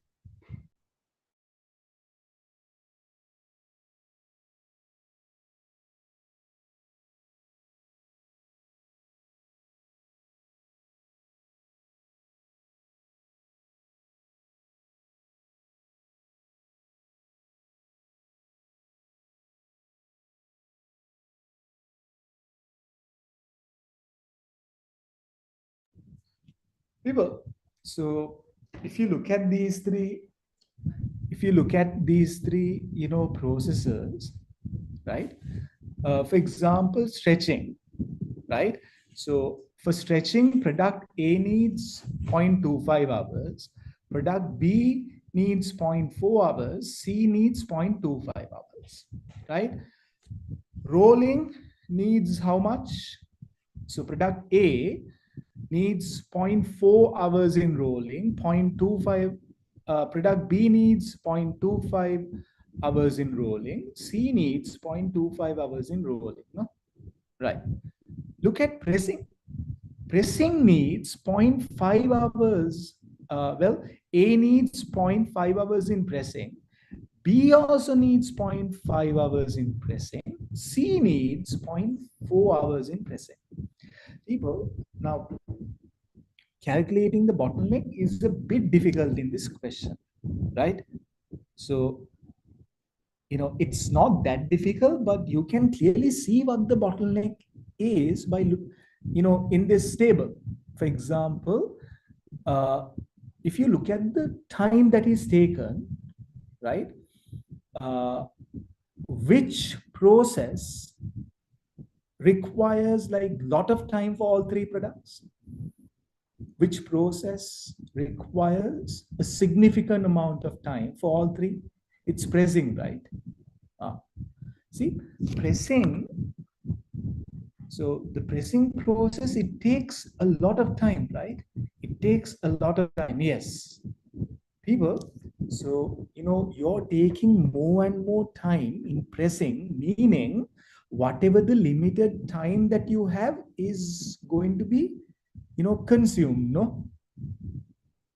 So we don't know what the bottleneck is. We don't know total number of hours, but I can clearly see that pressing requires a lot of time for all three. So I could be having limited hours for pressing, stretching, and rolling, right? Uh, but pressing stands out. Why? Because pressing requires a lot of time. See, half an hour for A, half an hour for B, and this is zero point 0.4 hours for C. So a lot of time, meaning I am taking a lot of hours in the pressing process. Do you understand that? In other words, people, I can say this is a slow process compared to stretching and rolling. See, stretching, you're looking at 0.25, 0.4, 0.25. Here also the same case, no? Right? But pressing, see, this says half an hour, people. Right? So I am doing this pressing process slow. That's why I'm taking more time. The more the time that is consumed, I'm going to be left with a limited amount of time. No? So pressing is the bottleneck process, people. Are we clear? Guys, are we clear? Yes, sir. Anyone who did not understand that, let me know. I can explain again. People, you look at I've told you, right?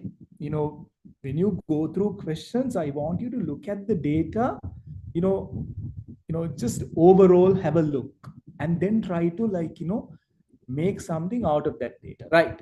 People, I can calculate the, hours as well, but it's time consuming. right? It's time consuming. So I'm not going to do that. You know, when there is data, you know, you can identify things. Based on that, you can, you know, explain. That's what I want you to do here. Right.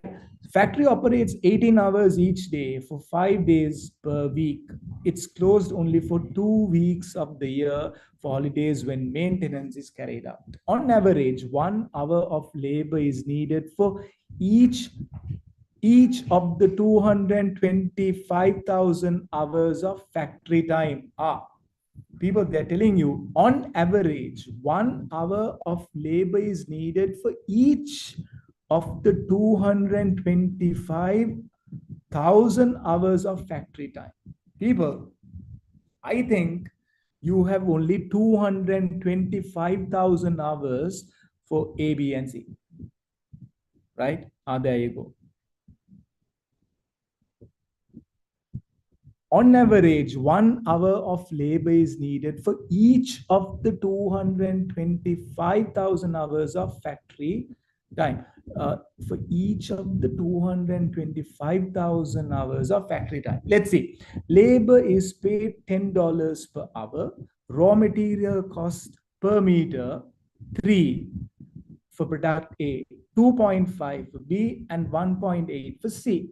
Other factory costs, excluding labor and raw materials, are, how much is this? 18,1860. This is 18 million, right? Okay. Per year, selling price per meter are 70 for product A, 60 for product B, and 27 for product C. YAM carries very little inventory. People, I told you throughput accounting, right? You know, for you to use throughput accounting, there has to be a bottleneck and also there has to be JIT. See, very little inventory, right? So identify the bottleneck process. I didn't do any calculations, but I can clearly see that pressing is taking more time, right? So I have 225,000 hours, I think, I'm not sure, right? So, you know, each of my products take a long time in pressing process, meaning my hours are going to be spent fastly, right? Very fast. Therefore, pressing is the bottleneck process. Are we clear? That's what you need to write here, people. Identify the bottleneck process. Briefly explain why this process is described as a bottleneck.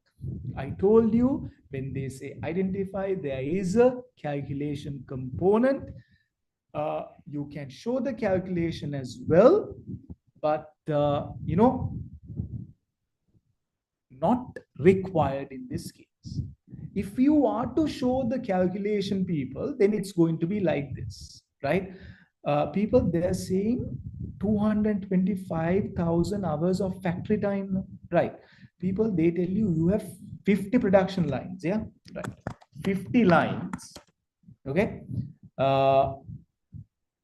They tell you, blah, blah, they work 18 hours each day, right? So 50 lines into 18 hours, no?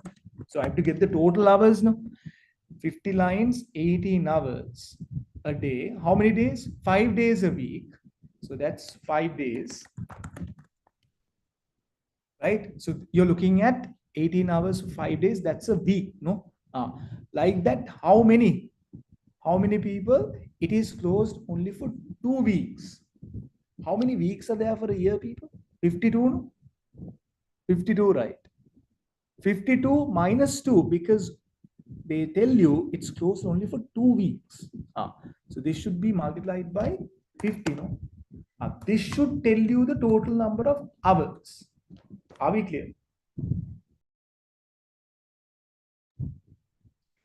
Let's get the hours, people.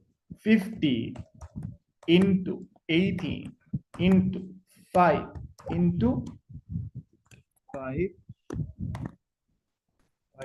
into, sorry, 15 into 18 5 into 50.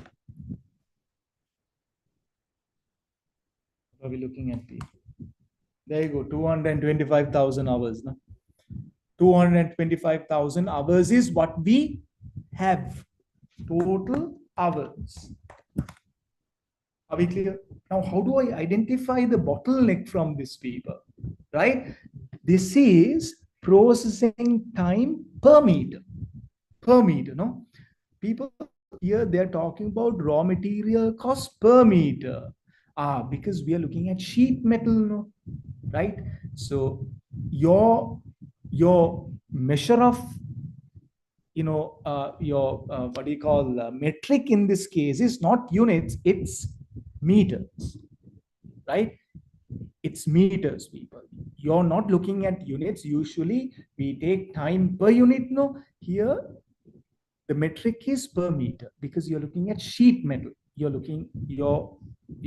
measuring your output in terms of meters, not units, right? So you have this data. No, now I have 225,000 hours, no, right? So I can come up with a small table, people. Production A, B, and C, right? Okay, so they tell you pressing, stretching, and rolling, right?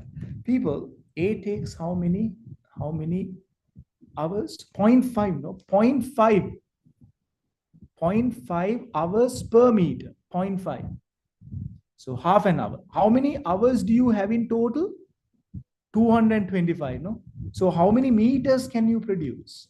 So that's 225 divided by 0.5, no? 450,000 people. This many meters you can produce for A in pressing. Why? Because you have 225,000 hours. People, are we clear? This is how you get the table, right? So product B, that's also, let me do it for A, stretching 0.25. So you have how many hours? Total 225. That divided by 0.25, no? This divided by, again, so this is 0.4, guys, rolling, see, 0.4. Rolling is 0.4. I'm looking at A, I'm taking A, 0.5, 0.25, 0.4. So A, how much are we looking at? It's 225,000 divided by 0.4. People, are we clear? This is how you get the bottleneck. Bottleneck. This is how you get the table, people. Right? This is how you do the calculation. No need to do this. You know why? Because it's very clear from the table itself that pressing requires more time. We have limited time. How much? 225,000 for each. So I'm taking more time in pressing because see, half an hour. Meaning I'm going to finish my processing hours fast. Therefore, that's the bottleneck. So you have to do the table in this way, right? So whatever the meters, whatever the whatever the process which is going to have low meters, that's going to be your bottleneck. No? Are we clear, people? Are we clear? Right. So I'm not going to show this, but you can complete the table if you want. No big deal. So I won't do any calculations beyond this point on this area, people. So I will come up with the basic explanation though. I can say pressing requires more hours for each product. There is only 225,000 hours for pressing, people. So it's not 225,000. It's not just this for pressing. So all three processors have 225,000 hours each. It's like that, right? For pressing, total hours available are 225. Stretching, the same thing. Rolling, you're looking at the same thing, right? So they all have the same hours, but ABC, they take long time in pressing. That's why pressing hours are going to get consumed fast. So there is only 225,000 hours for pressing, meaning pressing is a slow process,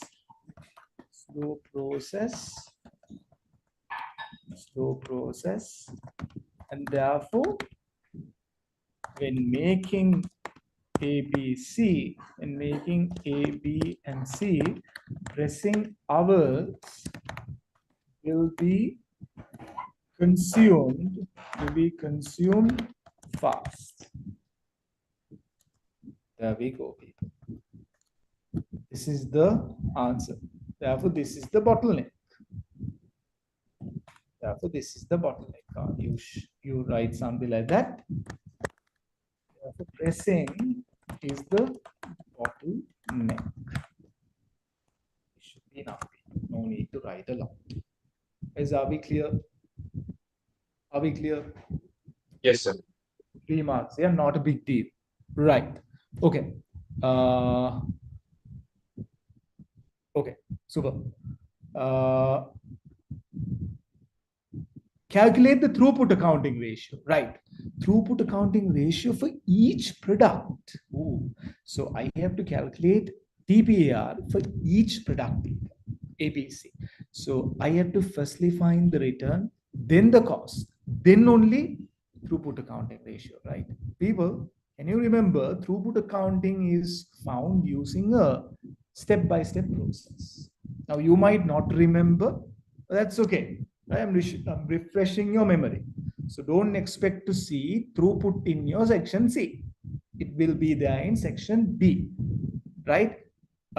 So it's very, very important that you remember this process, people, right? These steps. Identify the bottleneck constraint. That is done. We know bottleneck constraint is what? Pressing. 2, calculate throughput contribution per unit of each product. I have to calculate the throughput contribution per unit. Let's do that. Right, people. So you have to have a table like this. Can you remember whenever we did limiting factor questions, we had a format like this, people? We had a format like this, no? Right? So throughput, planning with limiting factors, right? We had this same format. I want you to remember this, right? Okay. So we have to find the throughput, no? Throughput is what? Selling price minus raw material cost, no? Right. So we'll talk about we'll state these figures, people. They talk about selling prices.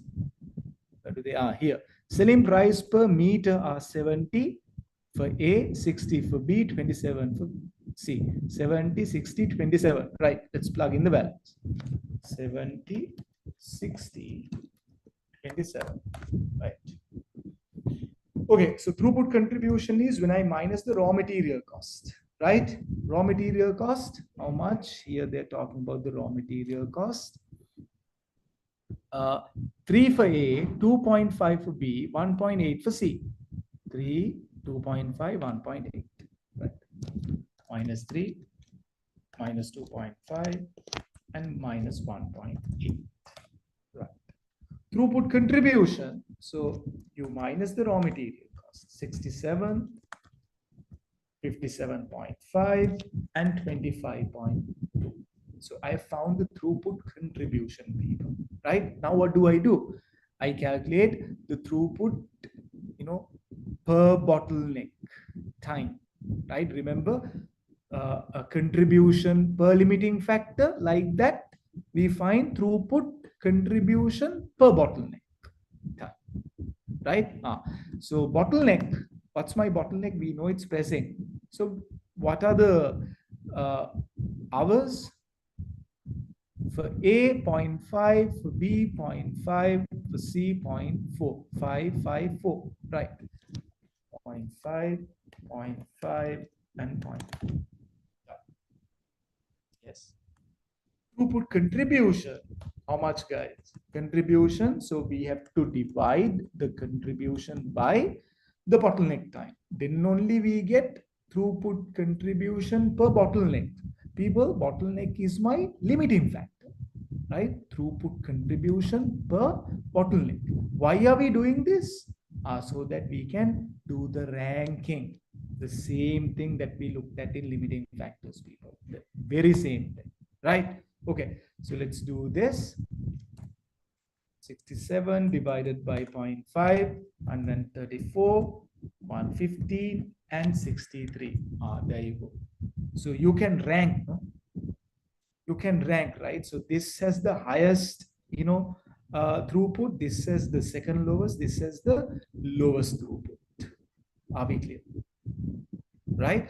So here you ought to calculate what, guys? You ought to calculate throughput accounting ratio for each product, right?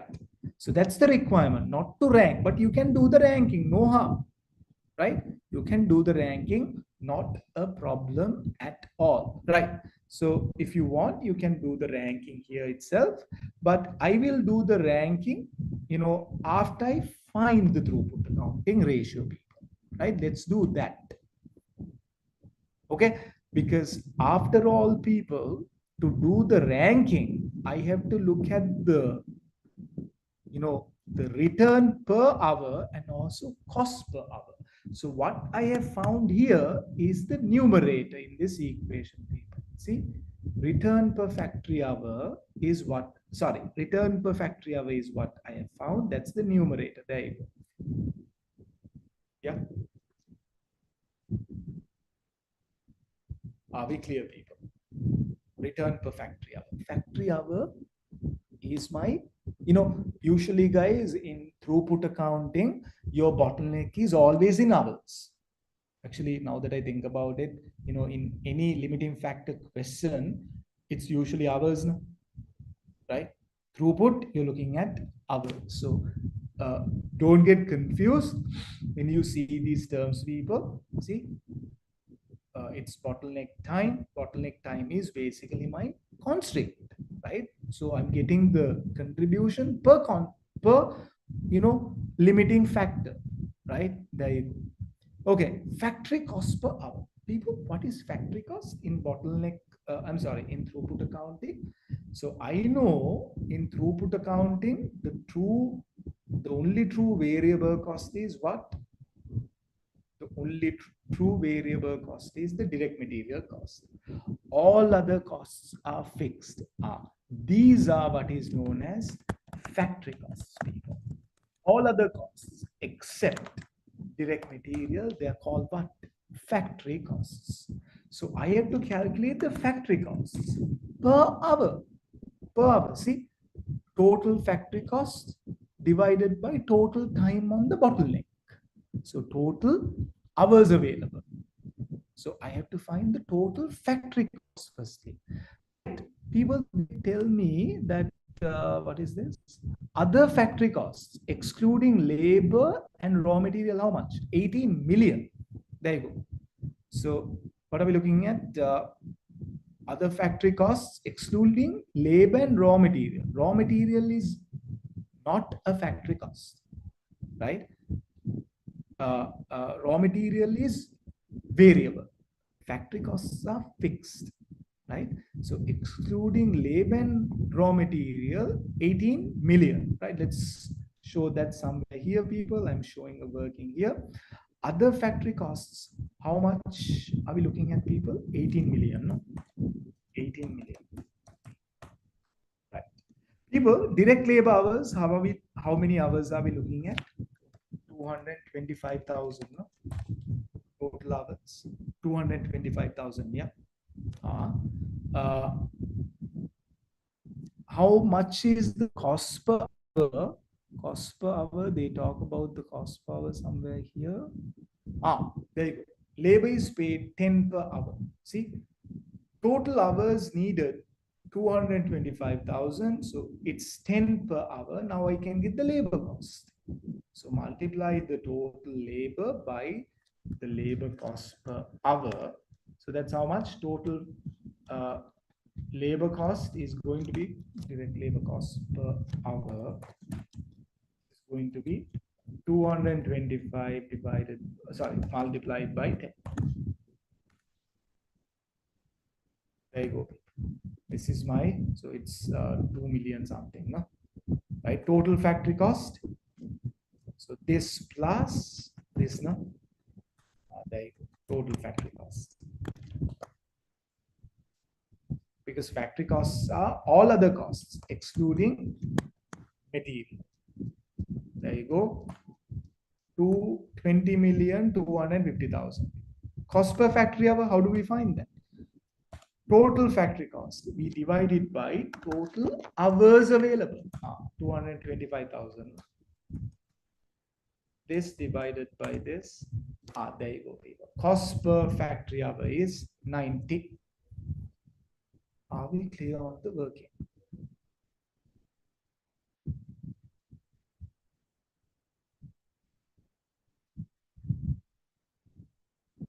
So are we clear on the working? It's a bit of a lengthy Yes, sir. work, right? Okay, brilliant. Guys, if you have any doubts, please look at the question again, right? I'll move on because we only have 20 minutes. So we need to finish this fast. Okay, so I can say factory cost per hour 90. So it's going to be fixed. For all three, it's going to be 90. Now I can calculate the throughput accounting ratio. So it's 134 divided by 90, 1.49. Here, 1.28. Here, 0.7. Ranking. So obviously, guys, the one that has the highest contribution per bottleneck time is going to be the best product. Then this is the second best. People, you can't call this third best, but I will put third here because we are ranking. Look at the throughput accounting ratio, will you? It's 0.7. No? Factory cost is 90. Return is only 63. So my cost is 90. Return that I'm getting is 63. So this product C is a bit of a problem, people. There you go. See, factory costs are all 90. It should be the same, people, for all three because it's fixed now. It's fixed, right? So throughput accounting ratio done. So part B is done, people. There you go. Part B is done. Are we clear? Please look at the working again and tell me if you don't understand anything. I will re-explain. Not a problem.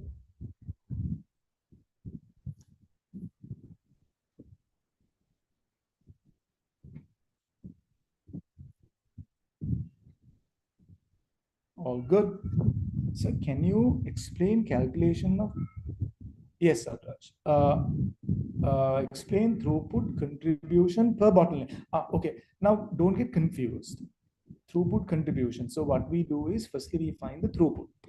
Throughput is what? Selling price minus raw material, no?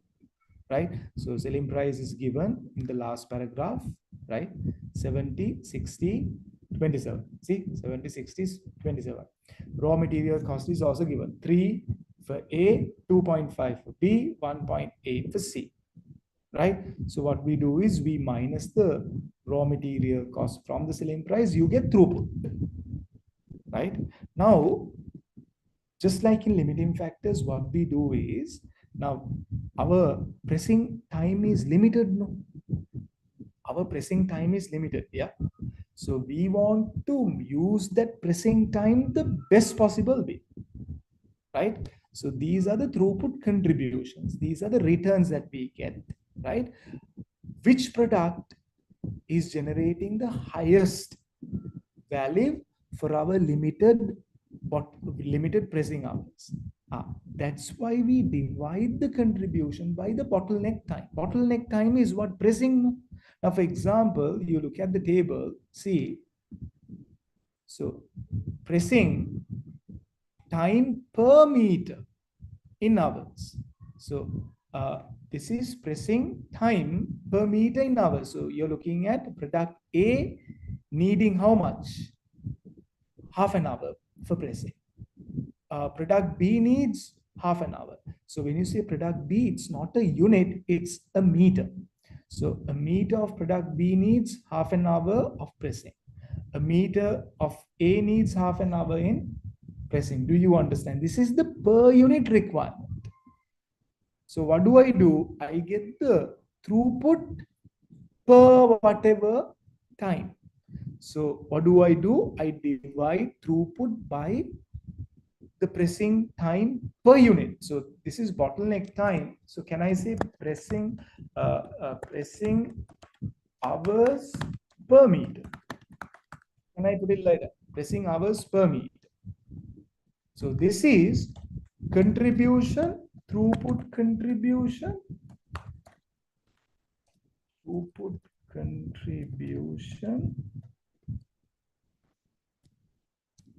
per hour. Right? Are we clear? Pressing hours per meter of A. How much? 0.5. Pressing hours per meter of B, 0.5. Meaning, now your pressing hours are limited, Adrash, right? So you need only half an hour, right? So within this half an hour, how much contribution can you make, right? That's why we always divide the bottleneck time by the contribution.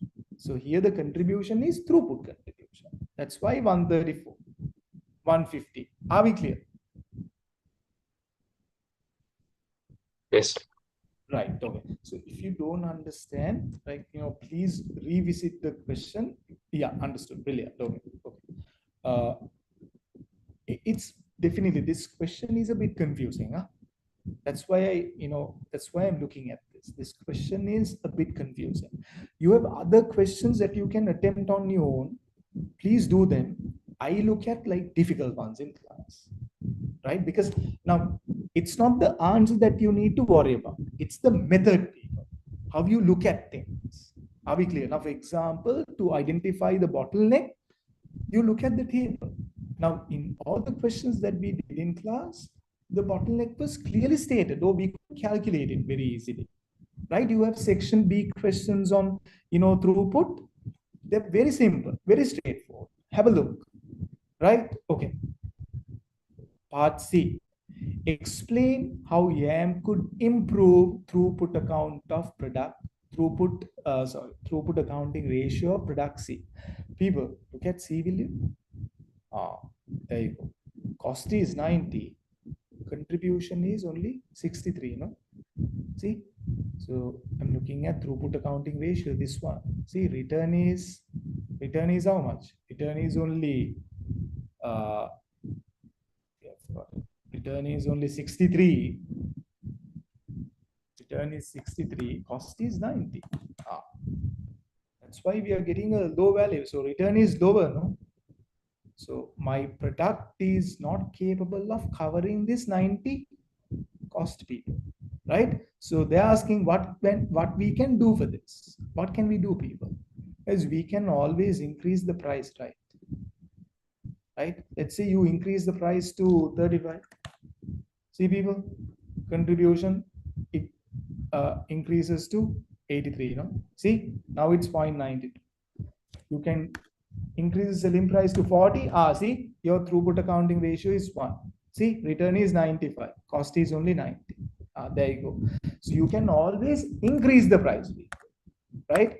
But, they tell you you're in a tough price competitive market. See, faces tough price competition, meaning you increasing the price is going to have a major impact on the demand. Are we clear? You can write that, right? You can definitely improve the throughput, right? They're asking you how to improve this value, throughput, right? You can improve it by what? By increasing the selling price. But you have to say, look here, they're operating in a, price competitive market, so demand will fall. Are we clear? So we can say increasing selling price.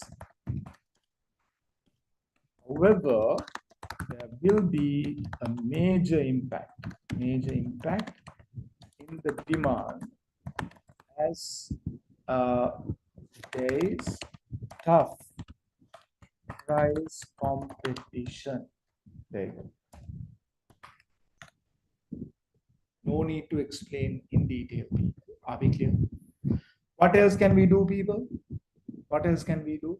Can we say cut down raw material cost, something like that, right? Or can we say maybe, I don't know. So they're asking you explain how YAM could improve throughput of production. So for 4 months, at least, I don't know, people, like 3 points, right? 3 points. What else can we say? Can we say maybe cut down labor hours, right? Labor hours is the, can we say, okay, so they're paying some $10 per labor hour, no? $10. Can we cut down labor cost? Can we get cheaper material? They're all valid answers, people, right?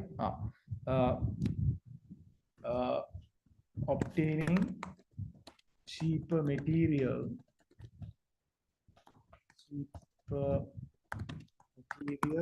to cut down material costs, obtaining semi-skilled labor to cut down labor costs. These are all valid points. You understand? These are all valid points. Yeah. All valid points. Right. We'll look at the next one. Briefly discuss whether this supports the suggestion to cease the production of C, and briefly outline 3 other factors that YAM should consider before a cessation decision is taken. Now, people, they're linking this to what? Relevant costing, no? Can you remember in relevant costing, we looked at shutdown decisions. People, they're telling you briefly discuss whether this supports the suggestion to cease the production of product C.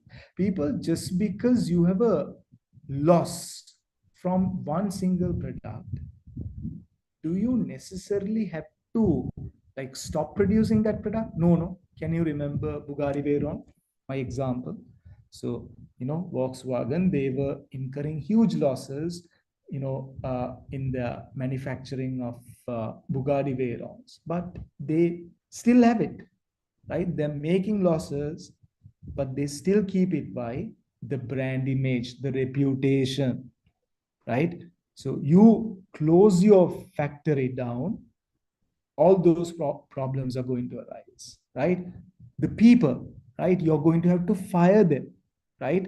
You can't let them go, like that. You have to pay severance packages. Things like that is what you need to explain here.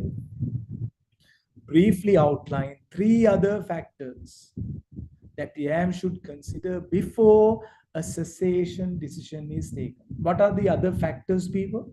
The impact on brand image, right? The impact on customers, right? So let's say there is a customer who's coming to this company, YAM, to buy ABC in under one roof.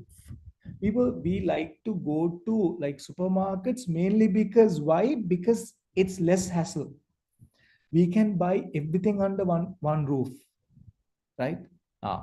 So here also there could be customers who are like that, who are not going to other people, other competitors, because this YAM, they produce all 3, they manufacture all 3. So if a customer is coming to buy all 3 and that customer finds out that C is not there anymore, he might not come to buy A and B, right? He'll look for another place which he or she can buy all 3, at once. There you go. The impact on customers like that. Yeah.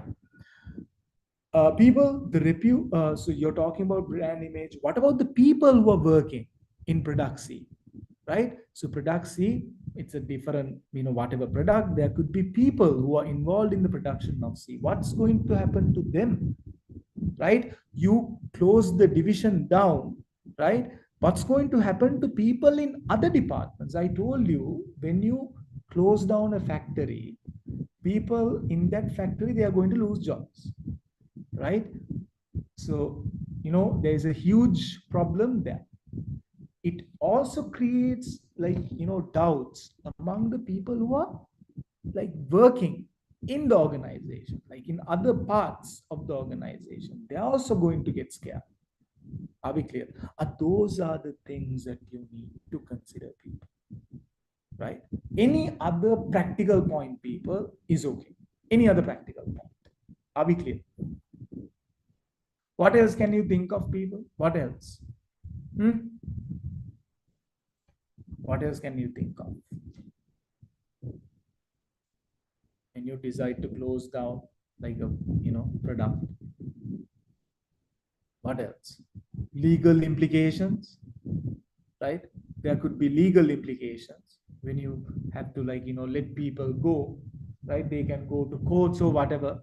Look, this company, I worked in this company for 15 years, suddenly they are closing down production, now I have to go home.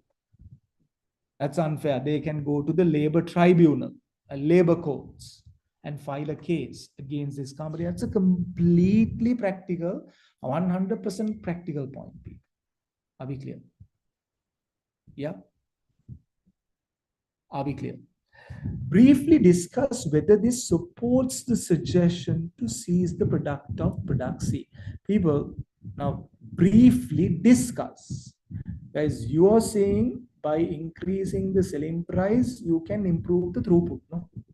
You can improve the throughput by increasing the selling price. Selling price is 27. By increasing this, you can improve the throughput. But there is tough price competition in the market. Yeah. You're saying that you can improve the throughput by getting cheaper material. What's going to happen to the quality? You're telling that you can get semi-skilled labor. What's going to happen to the quality? Those things you need to talk for sure in part 2, people. See part 2. Are we clear? As long as you write a practical answer, you get marks. Now you can look at the examiner's answer. Now I'm just telling you off the top of my head, right? They're very practical points, very practical. Are we clear? As long as you write practical answers, you get marks, people, right? If you write completely off sort of answers, then 0 marks. But if your answers are practical, you get marks. Are we clear?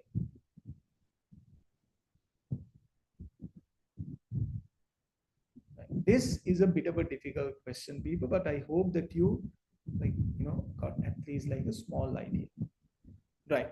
So I have done 2 section C questions today, people, within 3 hours. So that means we have taken about 1.5 hours, no, per question. That's okay. That's completely fine. Right. So 2 questions, 3 hours. That's really good, people. That's good. Right. Usually doing 2 section C questions with explanations, with links to theory, it's a bit difficult, right? Okay, so now these 2, Walt and Beckley Hill, these are, section B questions, right? Why don't you try these on your own, right? So for Beckley Hill, I'm not giving you any working because it's ABC. ABC is a joke, people, right? ABC is very simple. For Walt, this is life cycle costing. Well, life cycle costing is very straightforward, people, right? No, very complicated things like in throughput and target costing. Are we clear? Not that difficult. Can you try these on your own, people? Right? Now, when you try, make sure to properly go through the questions firstly and then answer. So they are telling you here, using traditional costing system, what is the overhead cost per procedure, right? So they could be using, I don't know, marginal costing, absorption costing. Have a look. It can't be that difficult, people. Definitely no. Right? So look at these as well. Now, let me share the, yes. Can you send these questions in the group? Yes, for sure. I'll share this on the group.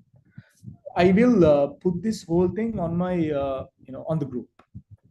Right now, my students who are like from India, guys, I have to send this to now.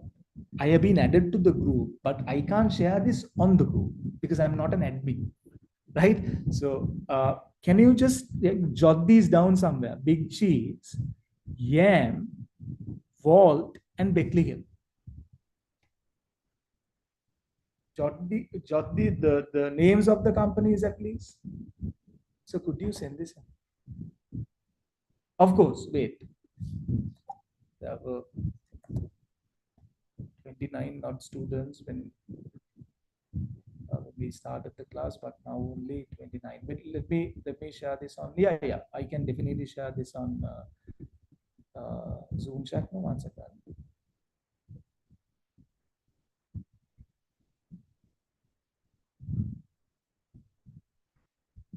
Right.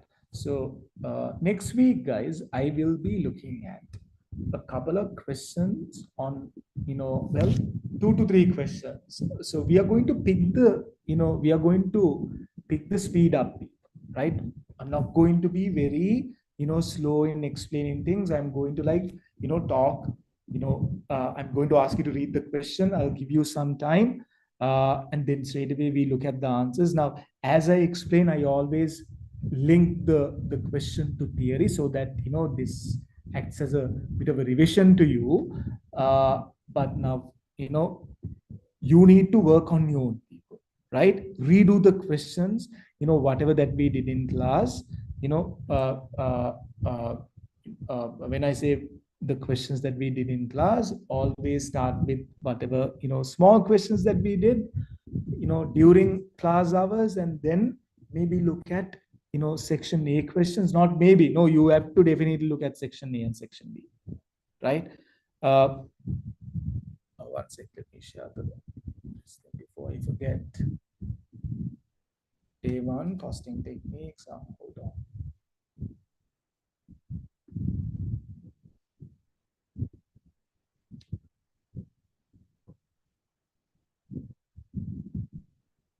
Right. Sharing it, people.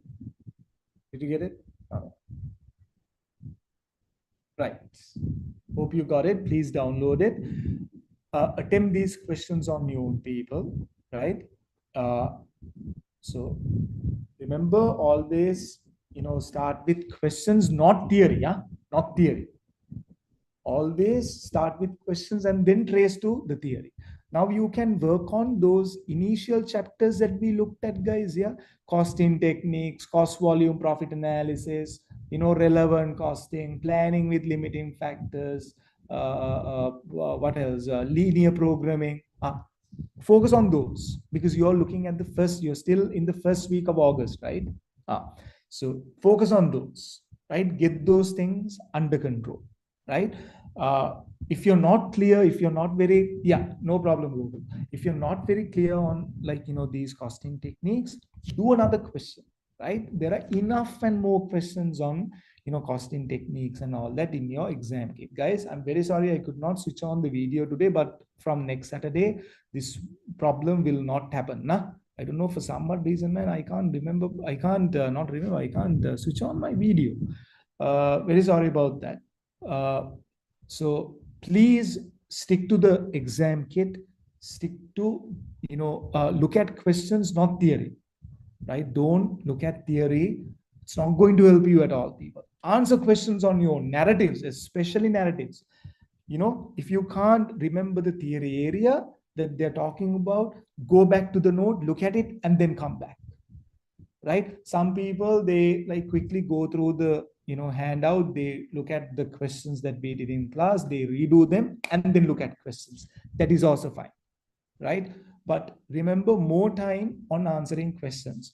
Everything should be done on Excel if you are attempting section C.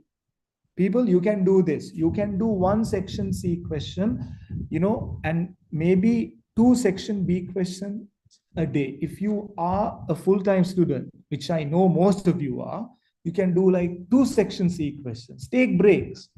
Right now, you have, time to like chill and wait, people, because we are in the first week of August.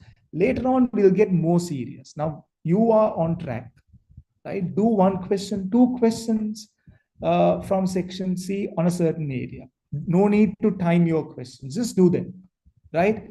I know there are people who are working their asses off. Brilliant, right? Please keep it up, right? No big deal. Guys, so, I'm not going to continue beyond this point. So if you have any doubts, you know how to like, reach me. Uh, Work on, your studies, people, especially questions. Are we clear? Any doubts that you want to like, clarify before we finish the class today? Any doubts, guys? Everything okay? Yes, sir. Everything's okay. Right, super. Abhishek, everything is okay. Adrash, Ananya, Arya, Gopika, all good, right? Okay. Right. Guys, I'll be looking at those critical areas, performance management, transfer pricing towards the latter end. So I'm going to give you like 1 week's heads up. No? Now, for example, next Saturday, I'm going to look at cost volume profit, linear programming and whatnot. So you have 1 week to like prepare for that area, right? And also, you look at other questions as well. Okay, right. Don't take things very, seriously, people. Right? You have to live your life as well. Right? Please remember that this is just an exam. You give, your best effort, but it doesn't mean that you have to, like, study the whole day. No, don't take it like that. Don't do things like that. You have to balance everything, right? You have to live your life as well, right? Okay, with that positive note, people, we'll finish for today. I'll meet you guys on next Friday, right? Okay. Yes, sir. All right, guys. Thank you very much. Good night, Ananya. Good night. Thank you. Yes, Thank you, thank sir. you. Thank you. Yes. Okay, okay, Sachin. Okay, no problem. Okay, bye, guys. Good night. Good night.